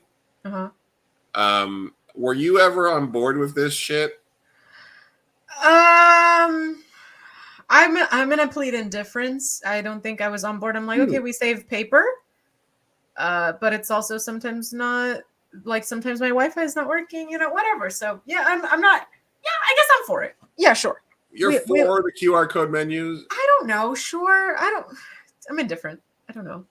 I gotta download a new app every time I go into a fucking Apple. No, God, no, not download. No, you just you get your camera, you click it, and it's a button. It's a button. There's always going to be an option of create an account, so you can get points. No. I've never created an account. There's no. Listen, okay, all right. I'll give you an example. Sometimes I go to the to 7 Mile to the 7 Mile casino, and I'll play poker there. and you can get you can get through their app. You can see the entire menu, but there's nothing like being able to grab a menu and like peruse. I mean, yeah, that I completely agree with. But I've never had to make a profile. I just think I will say I mean, that. I understand during COVID and whatever, like less contact, paper, contamination, bullshit. But it's like a little bit too much. Those muchos, you know? Okay. I can see that. I'm glad, for one, am glad that restaurants are getting rid of that. I guess. Here's the thing, though. As like a restaurant owner, I can see how easy it is to just adjust the menu if there's a change, as opposed to going to print out more menus.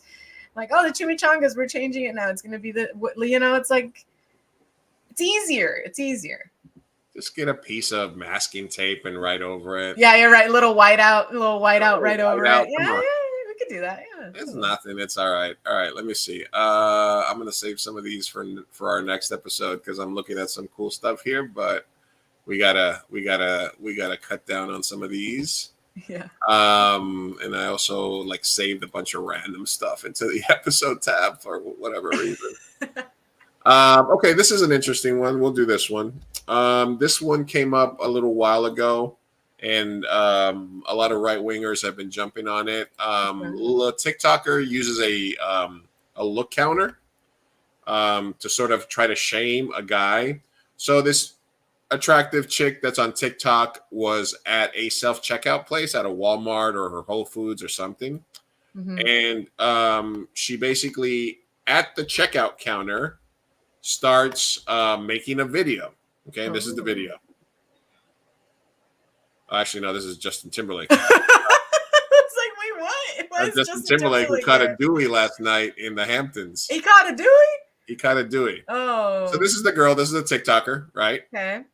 And basically, I mean, good for her. So she's at a self-checkout counter, and this guy behind her right here is just waiting to use the fucking checkout, right? Oh, I hate when they do this. And instead of actually like checking out and going about her day, she's doing a video and just waits for him to like check her out or like look her way. Dude, this is scum behavior. And I'm just like, I just don't understand it. And usually these girls do make this content as like to count how many times the man looks at her in the sense of like, oh, I feel objectified, or like, right? It's kind of like, oh, creepy dude alert, right? Right. But they're causing it. I remember, I think there was another one with a girl at the gym. A lot of the gym, at the gym, yeah, where they're just like causing an inconvenience, and so yeah, someone's looking at you, but they're like, they play it off in like a very like, oh, you know, right, pisses me off to no end. He's just waiting for her. He's at the thing. Are you gonna like?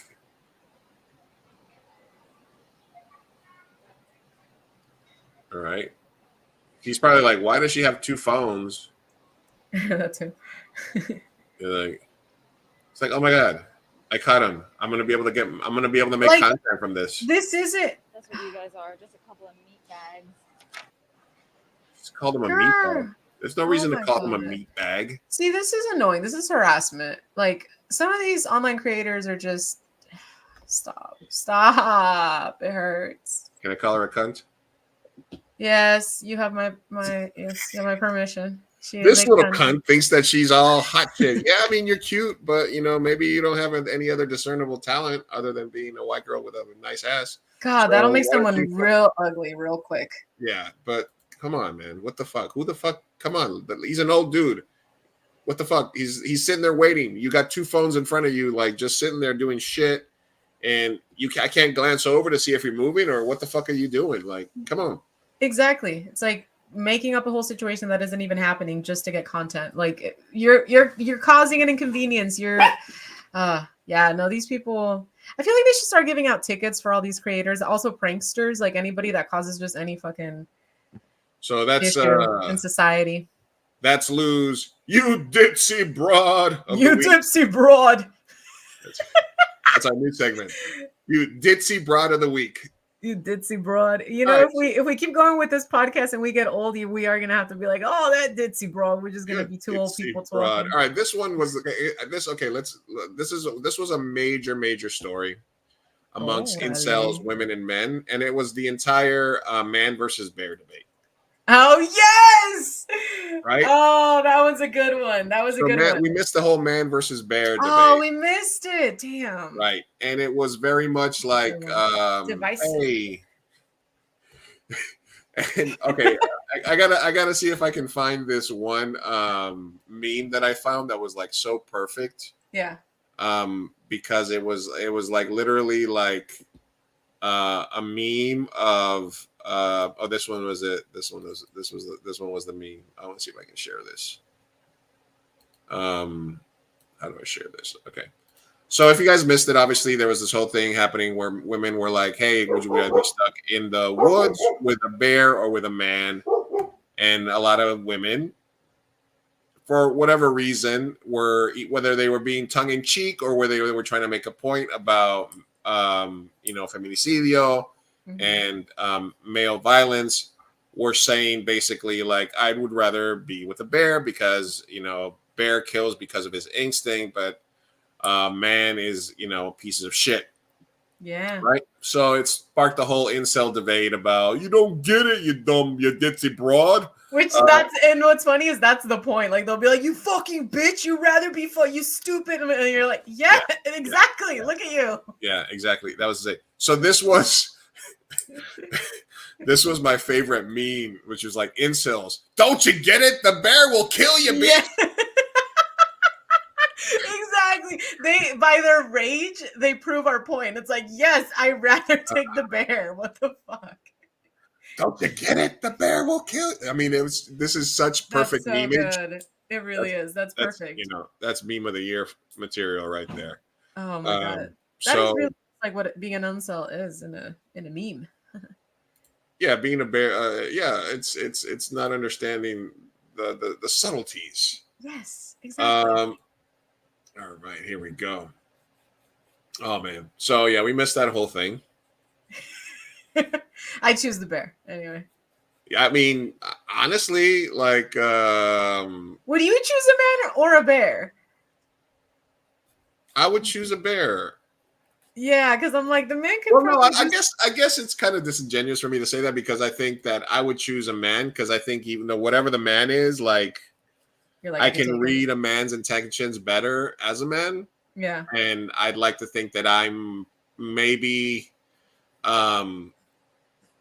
larger. I mean, there's tons of dudes that are bigger and stronger. Okay, how about this? Because the insinuation with a woman and a man being stuck there, you're assuming that the man is larger, all of that, right? So let's say a large, gay, horny man who is also aggressive. Larger than you, can overtake you really easily. Right. And I got the sweetest booty on planet Earth. And, yeah, and he's gay and he's horny and you got the smooth booty. Yeah. Yeah. Now go. All right, I'm going there. Yeah, right? I'm gonna go there. And he's an incel and he's backed up, man. Listen, the bear's gonna strike me across the face and I'm gonna be dead, or I'm gonna bleed out quickly. Yeah, or the bear's just gonna ignore you and mind its business. Gonna ignore me, or Yeah. I mean, I'm not gonna go. I mean, I can offer the bear some cocaine. Yeah, exactly. Yeah. Like I'm sure if you reframe the question to a bear or a man who is dainty and adorable and gay and is gonna be your bestie, like who would you choose? You know, like yes, of course. Right. But the assumption with man is they can hurt me, for real. Yeah, and I get it. I mean, like I immediately, understood. But not everybody is as progressive or reform progressive as I am, because obviously I'm not, and I'm not perfect. Yeah. But it is very funny that people like incels were just right away like, oh my god, you dumb broad. You stupid bitch. Just don't get it. A bear will kill you. Yeah. it's so good. Who asked that question? It was like the dress debate. That was so good. I mean, all we're gonna do is take away your right to bodily autonomy and make you have the babies and not be able to abort them after we rape you. But Yeah. other than that, right? Yeah, nothing to fear here. What the hell? I mean, you Now could get shut up and stop whining. you could get a good one though. I'm a nice guy. Not me. That's like Yeah, the not people me. that were like not all men. Like after like that movie. Which one? You know what I'm talking about What? Independent Woman, or the one about the chicks. Barbie. No, the Oh. other one. Sorry. Promising Young Woman. Yes. Yeah. They were lot like, of, lot of triggered why men. do they have to make the one guy turn out to be an asshole? He was like the one good guy. It's like, that's usually how it goes. Yeah. All right. That's the message. You understood the message. You got it, man. You got it. You You're got it. almost there. All right. Should we do thirst trap or body shaming or misgendering or Nazi dogs? Huh? Thirst trap the Nazi dogs. Thirst trap. All right. Here we go. All right. Here we go. All right. Let's go to Melissa. Melissa, let me get the. Barrero? I got a couple of Melissa stories here that we can go over. Barrero? Barrera. Yes. Barrera? Yes. Let me get back over to our tab. And it's a little bit more difficult with just one screen. I'll have the two screens set up soon enough. I'm excited. You also all right. need some lighting, girl, because you're a little dark. Yeah. I know. Can't see your beautiful face. I was going to set up lights and other stuff today, but I needed a nap. Yeah, that's fair. All right, here we go. Serving cunt to the extreme. Yes. Is she a redhead? In this picture? I don't know. Oh my god. Mhm. Yes, Hunty. Let me. I love the vibe too. This is very like horror-esque. I don't know. It's giving me Frankenstein. I don't know. Bride of Frankenstein. I don't know. Let me see. Where is this one? Let me queue up this other picture here. Because she did an entire spread here. There's an episode on polyester, I believe it's called. Polyester. Yeah, I'll link it right here in case people want it. Melissa Barrera. Oh. Horror Abigail, her love for Ireland, and speaking out for what you believe in. So she did a whole spread for polyester. Oh. Yeah, nothing wrong with that. It's cute. I like it. Yeah. What did she say about speaking up for what she believes in? What's that regarding the Palestine thing? Because you're like, I did not read it. Oh yeah, there's an article here. I'll link the article in case anybody wants to. He did not read a word of it. That's fair. That's fair. All right. You know what? I'm not even gonna knock you. I'll read it someday. Bears will kill people, even women. Yes, they will. Yeah, so that was her thing. But we also have an article regarding one of the things that we talked about before, which was give me a second here. All right, here you go. I'm going to share this with you guys, and you can give me your thoughts. I have to take this call. Give me 1 second, Manuel. Let me mute myself. He's busy. He's a busy man. Did you see that? No, I didn't see nothing. What? Okay. Good for her, but it's still fuck this movie. I stand with Melissa. Nev Campbell will return as Sidney Prescott. Yes, I heard about this. Okay, mixed feelings, guys. Here's the thing. I love Nev Campbell.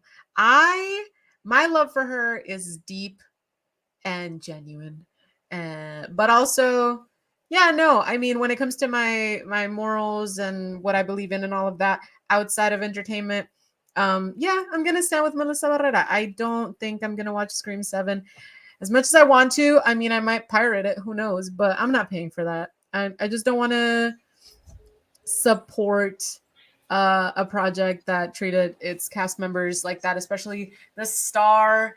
And they really didn't even back away from their choice to fire her until Jenna Ortega backed out as well. So to me, I don't know. Also, the script was going downhill anyway. I love Neve Campbell. I do. And if they got her back, that means that they paid her what she wanted, which good for her. Hope she's getting the bag. The movie's being made. I don't know, man. Spoilers, but like Dewey died. So like, I don't know. Like, what else is there left? It's just 2 original cast members. They did a whole trilogy. And now what? The third movie isn't going to have the main cast members who it's focused on. Now they have to come up with something a little more original and interesting. I guess I still have the secondary characters, but I'll pirate it. I'll pirate it. Listen, it's gonna be like I'm not giving a dime. Okay, well, you know how like in Fast and Furious, Paul Walker died like 8 movies ago? Yeah. But he's still mysteriously taking care of kids right off camera somewhere. Yeah. So it's going to be like the 2 sisters are like in hiding somewhere because they decided to go off the grid. And then what? Neve Campbell's going on a Scooby adventure? Like, I don't understand. Like, and then there's the new killer can't get to them. So they decide to go get Neve Campbell again. Oh, fuck off. In her giant man hands. Yeah. Shut up. Do not speak ill of her. I love her. Daddy, I love her. And so basically, I mean, like you said, they fucked up. Yeah. They stepped in it. They stepped in it big time. And she ends up looking smart by turning down the previous movie and now getting the bag because they were in a position where they had nothing else they could do except offer her the bag. Exactly. So I'm happy for my girl. Yes, go get it. But I don't know. As someone who's like a Scream purist, I love the original trilogy. I love this franchise. It's probably my favorite movie of all time. So it does hurt a little bit for it to be becoming Fast and Furious. You know, like I love the first Fast and Furious, and then now what it's become is this weird freaking, like, I don't even know what to call it. It's just trash. And I don't want Scream to go down that route. And I thought maybe this trilogy, while it wouldn't be as good as the original, it was at least going to be good. And now I'm like, okay, yeah, 1 more film to go. And yeah, no. So now it's just, I feel like they're just going to continue to beat a dead horse. And it's just going to be, this killer came back with this. I don't know. It's just, it sucks. It feels like they're ruining my childhood. It really does. We're not. We'll catch a bootleg. We're not gonna give them any money. I'm not giving them a dime. Enzinger, what's going on here, buddy? What's going on? So I'm not sure if it's a wise choice to use a bear. Oh man. Yeah, bears will kill people. Yeah, listen. That's the point. It's a statement. It's a statement about the relationship and the power dynamic and how yes, bears will kill people, but men can do worse. Men are very dangerous to women, and it's not necessarily a ABC 2 + 2 = 4 argument. It's a statement that they are making by saying, "I'd rather be in the forest with a bear." Yeah, the statement about what they experience as women. It's not like a factual. The bears got claws and teeth, and they can climb a tree. Yeah, it's not a mathematical equation. It's a statement about the relationship and the power dynamics and violence against women by men. It has nothing to do with the bear. And it's not a personalized attack to you as a specific, like as a man. Like if someone said, "Would you rather be stuck with a bear or with Lou?" I'd be like, "Yeah, that's my homeboy. Of course, I'd love to be." I'm faster than him. The bear gonna get Lou. But that's not the question. The question is just general bear or man, and men are scary. Men are dangerous. Men can do shit to women that a bear can only kill you or not kill you. That's it. You know, men can do worse. I'm just saying it's just like Lou said. It's about the power dynamic between men and women. So. All right. What if it was this guy? Wait, Wait, where's his neck? Where did his neck go? The internet is a meme That's play. not real. What is this one? If Head and Shoulders was an actual human, Oh, that's good. That is good. I'm the only one wondering how he stole his bed sheet.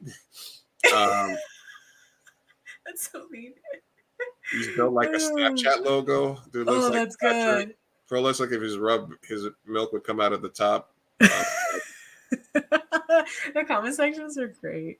Yeah. The internet's a tough place, man. Oof, yeah. Life's Oof. easier if you stay out of the comment section. Mm-hmm. All right, we're wrapping up here. Let me Wait, see. Vincent. Before we move on, Vince Singer said, "I'm only not going to watch Scream 5, 6, and 7 because it's unnecessary, and Spy Class handling difference of mindset, worldview, and whatever badly. Mostly 5, 6, and 7 are unnecessary." Okay. Look, I'm 100% on board with tapping out of stuff once it stops serving you. I've tapped out of movie franchises after I've tapped out of TV shows after certain seasons. It's all right. I can't remember like I wish I would have tapped out of like Sons of Anarchy the last 2 seasons or the last season of Dexter.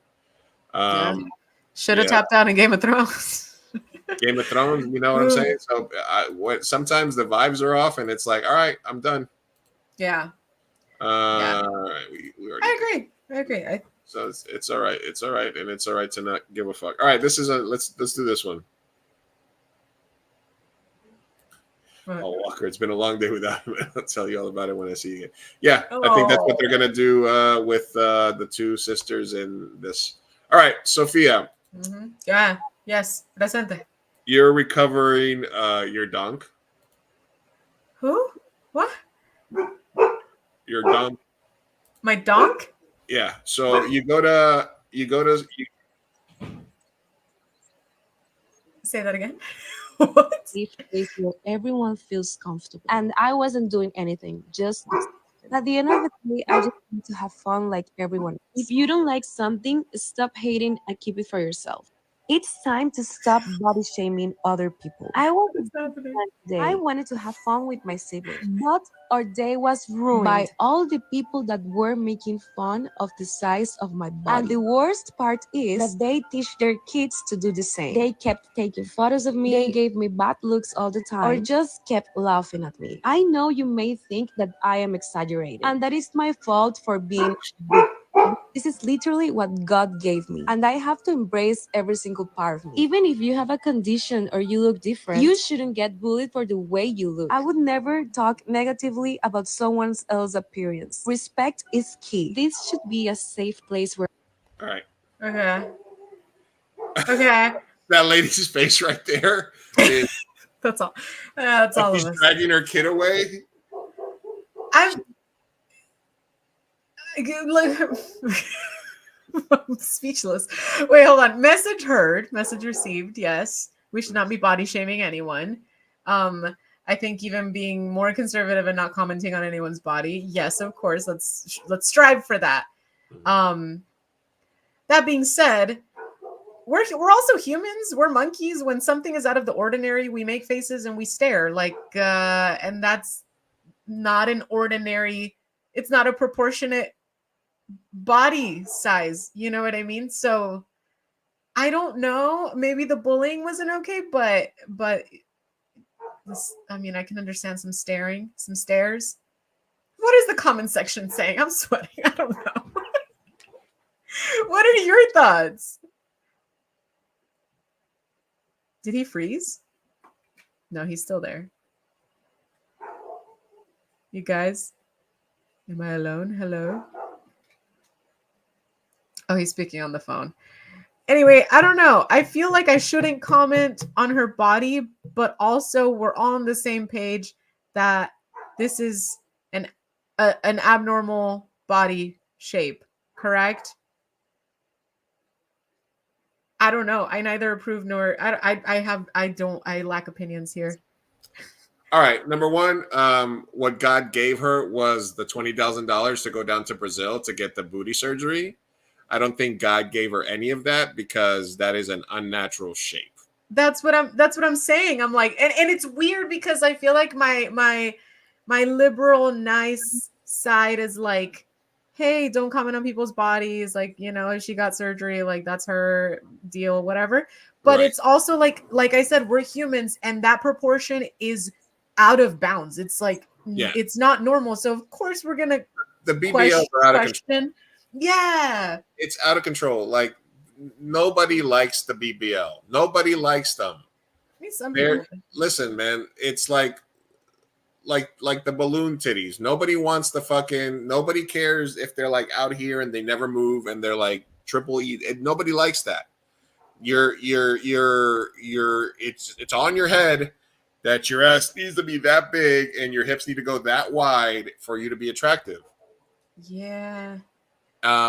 So I mean, God bless her if she was like that, and in that case, then why are you taking a video, have a camera person there taking videos of you specifically to get people's reaction to you?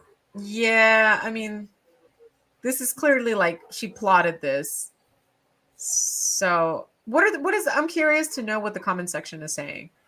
Like, are people split on this? Or people like half kind of like, well, girl, like, come on, you got work done clearly. Or are they all like, respect her body? Oh my God. Why did I ever think they would be sensitive? God, right there with the booty. This is literally what this guy, come on, man. This is the internet. Y'all should stop body shaming. It's all over the place, man. It's Yeah. This girl with the selfie, pretending to take a selfie so she could take a picture of it. This kid, like, damn, And again, like, I don't know where the line is, because I feel like it is rude and we shouldn't bully people, and it's uncomfortable to be like sneaking pictures, and stuff like that. But then at the same time, God, that's not proportionate at all. What? Yeah. Enough with the BBL. Enough, I say. All right, this is a news story here. Vinzinger, did you not see our meme? What? I think he missed the meme. He missed the meme. He missed all right, cool. All right, I'm gonna say this Olympic story. You know how they're always trying to do the anti-sex beds? No. What? We'll talk about it next time. The Olympics are coming up, and for some reason they try for the athletes not to have sex, which is dumb because that's how you get super athletes, and we need more super people, and we're never going to get X-Men unless all the best athletes in the world stop fucking each other.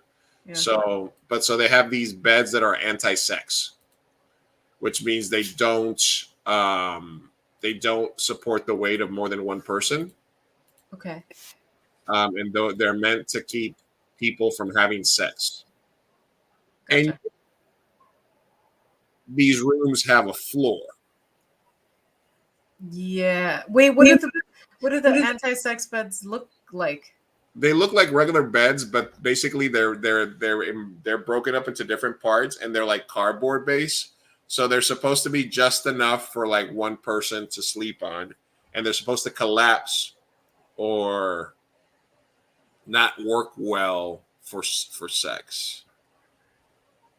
I've had sex in a bed that collapsed, and it didn't stop me.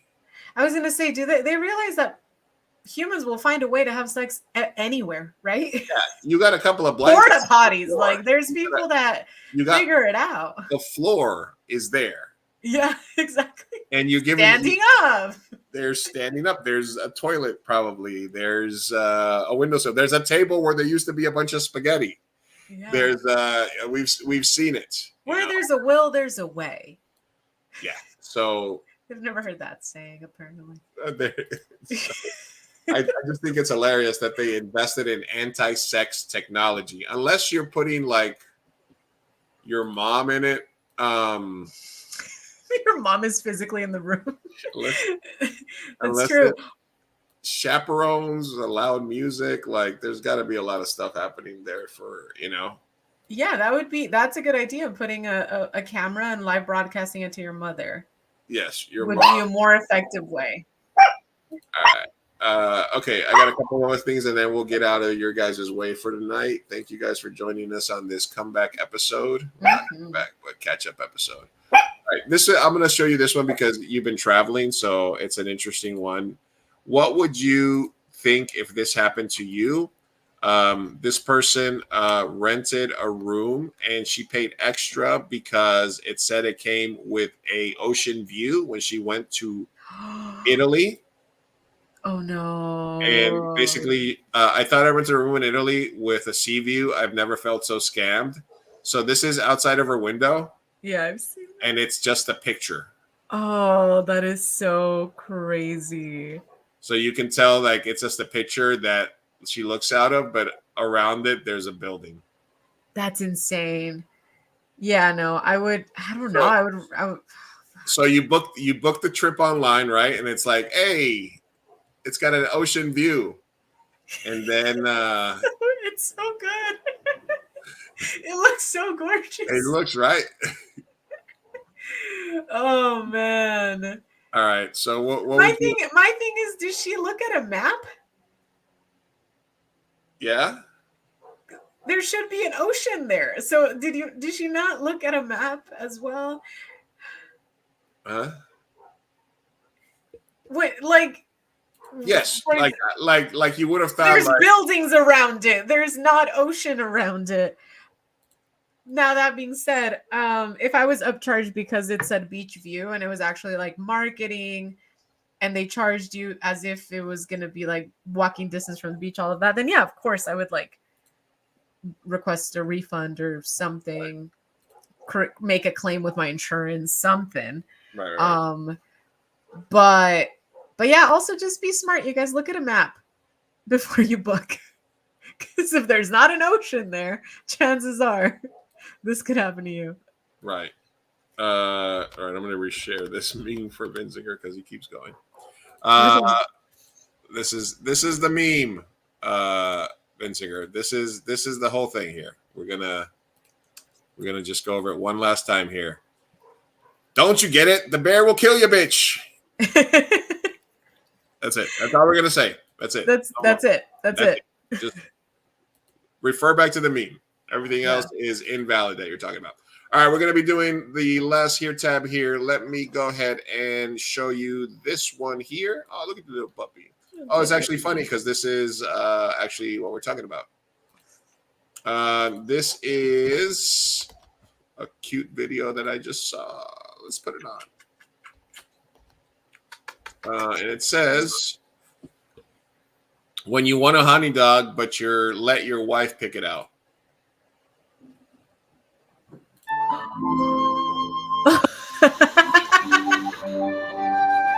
Golden retriever like once a week. Oh my god.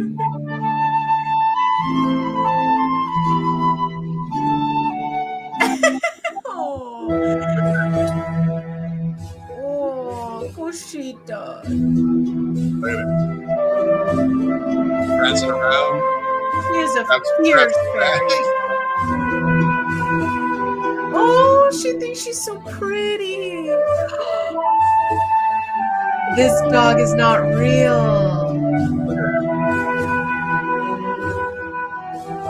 Oh my god. This dog is not real. She was so happy. She's literally like, hey, can you please give me my wings? My Oh wings. my Can you put my wings god. on? I'm gonna cry. That was so cute. goddamn cute. That's a fierce fairy. Oh my That's boy. That's a beautiful. That's a I want beautiful. to be stuck in a forest with her. I don't care what bear's there. If I have her with me, I choose the dog. I mean, listen, the dog is the right choice 100 times out of 100. Oh yeah. Oh yeah. All right. Here. Okay. I have this one up here real quick. Let me play this one for you. Okay. I want to watch some of these videos next time. But it's just somebody that I found that puts up. She has like a video. She has a company where they do like videos of different properties. And I guess she's got a lot of Gen Zers that work with her and stuff like that. So she does videos of her interacting with them. Okay. Okay. I've got skinny jeans. Yeah. Well, hey, Paige, how's it going? Not good. What's up? I'm at my shoe, right? But the neighbor has like a really big, scary dog, and I can't go out to get exteriors. It's like barking at me, and I can't do it. Okay. Is it chained up or is it in a yard? It's in the front window and it looks like a Pomeranian, but Hey Gareth, how's it going? Good. I just wanted to remind you that your next shoot has some llamas on it, okay? pardon. Remember we talked about this? The llamas, they're going to be at the shoot. I'm allergic. You're allergic to llamas? Yeah. What? Oh, have you been tested for that? Hey, how's the shoot going? It's good. This is literally the most perfect house I've ever seen. I literally want to live here so bad. Oh, that's sweet. Maybe you can buy it one day. My generation and yours will never be able to buy a house, Jamie. That's true. Yeah, that's true. Yeah. How are you today? Good. How are you? Good. Are you coming to the staff barbecue this Friday? Yes, I'm so excited. What are you gonna wear? I'm probably gonna wear jeans and a tank top. Probably. I think it's supposed to be warm. Not your skinny jeans, right? Told you already, girl. It's all I've got. Skinny jeans. Ew. Anyway, she has to deal with that, I guess, on a daily basis. What's her job?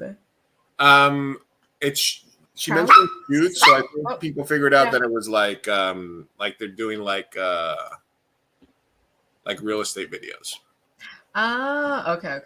So because it's Oh. basically like having to go to different places and Yeah. yeah. Gen Z are they're having a go at millennials. It's crazy. So I'll get your feedback on this. Tell me Okay. what you think. So I had an apprentice, right, at the tattoo shop who when we was like, hey, I want a tattoo. I want to get tattooed. As a good artist, they actually did the master shake on my shoulder. So they were at the shop and then they're like, hey, I got to focus on my career job. So I have to leave. I have to leave my apprenticeship. So I was like, all right. Peace out, right? About a month later, he hit me up and he's like, hey, do you think you still have a spot for me? Because I really do want a tattoo and I'm going to make it work. And I was like, all right. It's a commitment, though. I need it. You know, you've already left once. So, Yeah, of course. yeah, you know, it's basically a verbal commitment as an apprentice and blah, blah, blah, this and that. Once you're an artist, all this stuff.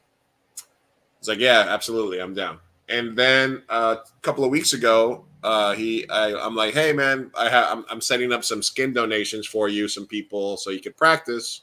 I got some people coming in that need some tattoos. You're gonna tat them up. They're gonna tip you, but you know, it's so you can get some practice. And he's like, actually, I need to talk to you about it. I have another job and I'm leaving. What? So I was like, I thought maybe because he has a pretty decent like job, and I thought maybe he got a job in that other field, right? Yeah. So I clarified. I was like, another job or another tattoo shop? And he's like, another shop. Oh. And I was like, well, that's not really. As an apprentice, you do your apprenticeship at a shop. Mm-hmm. Then the commitment is you stay there for a year after your apprenticeship. And then after that, you can go do whatever you want. You know, after their first year, a lot of artists leave, you know, because you just as it progress as an artist. Yeah. And he was like, oh, yeah, but, you know, it's an opportunity. It's an artist that they've been following and they got a chance to meet them. And it's a style that they want to do. And I was like, I could have been a dick and been like, listen, you know, you promised, you signed a non-compete clause. The shop is less than 50 miles away from us. Like, Mm-hmm. you know what I mean? But I was like, well, let me try to be nice. I was like, well, can't you do both? You can go a couple of days there, come with a couple of days with me. And he was like, no, I have to make a commitment. You already committed. What do you mean? I was like, this is a commitment. The one that you're in now is also a commitment. Yeah. And very much he was like, and then he didn't say anything. So at that point, I realized that he didn't understand that he should feel shame or feel bad about what he was doing. No, there was no remorse there. It was no remorse. It was just a matter of fact, like, oh, no, I want to go do this now. You should understand. Right. It was like there was zero response from saying, this is a commitment, dude. This is what you're doing now, this is a commitment as well. Yeah. And it's a bad mark for you in the industry. You could get blacklisted for shit like that. Like if word gets out that you shoot around and boom, boom, boom, boom, boom, it's not good. Yeah. It's not a great way to start your tattooing career, to go to a place, leave, say, can I please come back, leave again. And at the end of the day, I was like, you know what? I don't really want somebody that doesn't want to be here. And as soon as they didn't sort of understand how they should feel about the fact that they were flaking, yeah, I was like, you know what I mean? That was very poorly handled. Yeah. So I was just like, you know what? Bring back the key and come get your shit, and and don't come back. You're not gonna let him back, right? No, why would I? No, I mean, okay, good. Fool me one time, shame on me. Yeah. Fool me 2 times, can't get fooled again. That's the saying. That's the saying. But I just thought it was kind of interesting when we're talking about dealing with like millennials, Gen Z. But is he Gen Z? He's a younger guy, yeah. He's like a Gen Z, probably. I mean, it could be that, but it also, I mean, I've met Gen Z people that are highly professional, so I have another Gen Z apprentice that's really, really good and like with it, and like she's basically my right hand man, like handling all the shit at the shop for me. So yeah. So I don't think, and she was like, oh, why would he do something like that? And it's a shop that's in like 20 miles away. So technically I could have tried to be an asshole and been like, I'm gonna call them up. like, no, like a non-complete. It's supposed to be non-compete, but those are hard to enforce. And I'm not gonna take nobody to court to force them to come work for me for free. But yeah, it still was a little, you know what I mean? Yeah, it's like he didn't take it seriously at all. But I mean, hopefully it doesn't sound like he was aware, but I'm hoping that at least he was aware enough to know that he's burning a bridge in a disrespectful manner. Like he could have also been apologetic, like, hey, but I'm really sorry. It's something I have to do for my career, but I'm really. It was a matter of fact. It was just like, hey, like, okay, it's happening. I have some tattoos set up for you. Oh no, I'm leaving. Not even like, nothing. No notice. Nothing. Oh, okay. That's annoying. For another shop? Yeah, another shop, an artist that I can't, it's an opportunity I can't pass up. I was like, okay, all right. Oh, and I was waiting for the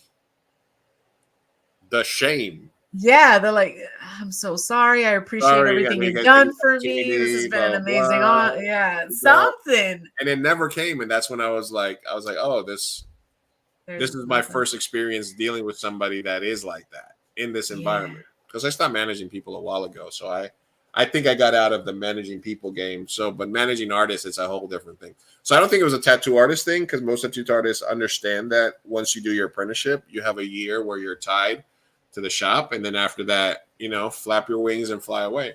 Yeah. Do what you want to do. Stay at the shop, go to the shop, whatever. Anyway, I thought that was interesting. Yeah, no, that's a good one. Thanks for letting us know.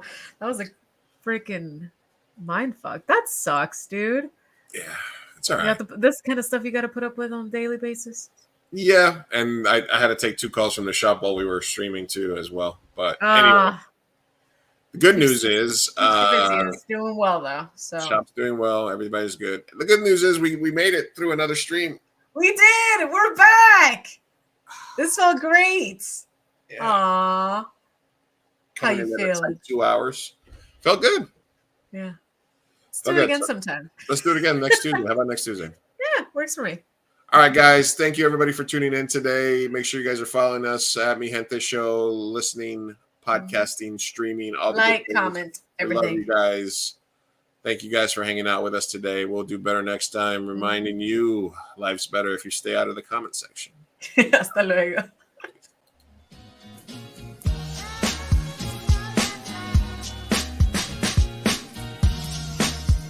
Vamos, papá, hay que irnos. Me estoy aguantando desde que pusieron el domo. Puedes esperar. Muchas personas trabajaron en esta película y solo quieren que te aprendas sus nombres de memoria. Y yo quiero asegurarme de que ningún animal resultó lesionado durante la filmación de esta película. ¡Piu! ¡Listo! ¡Uy, palomitas en el Bueno, chao. Espera, parece que Maggie tiene algo que decir. Es su primera palabra.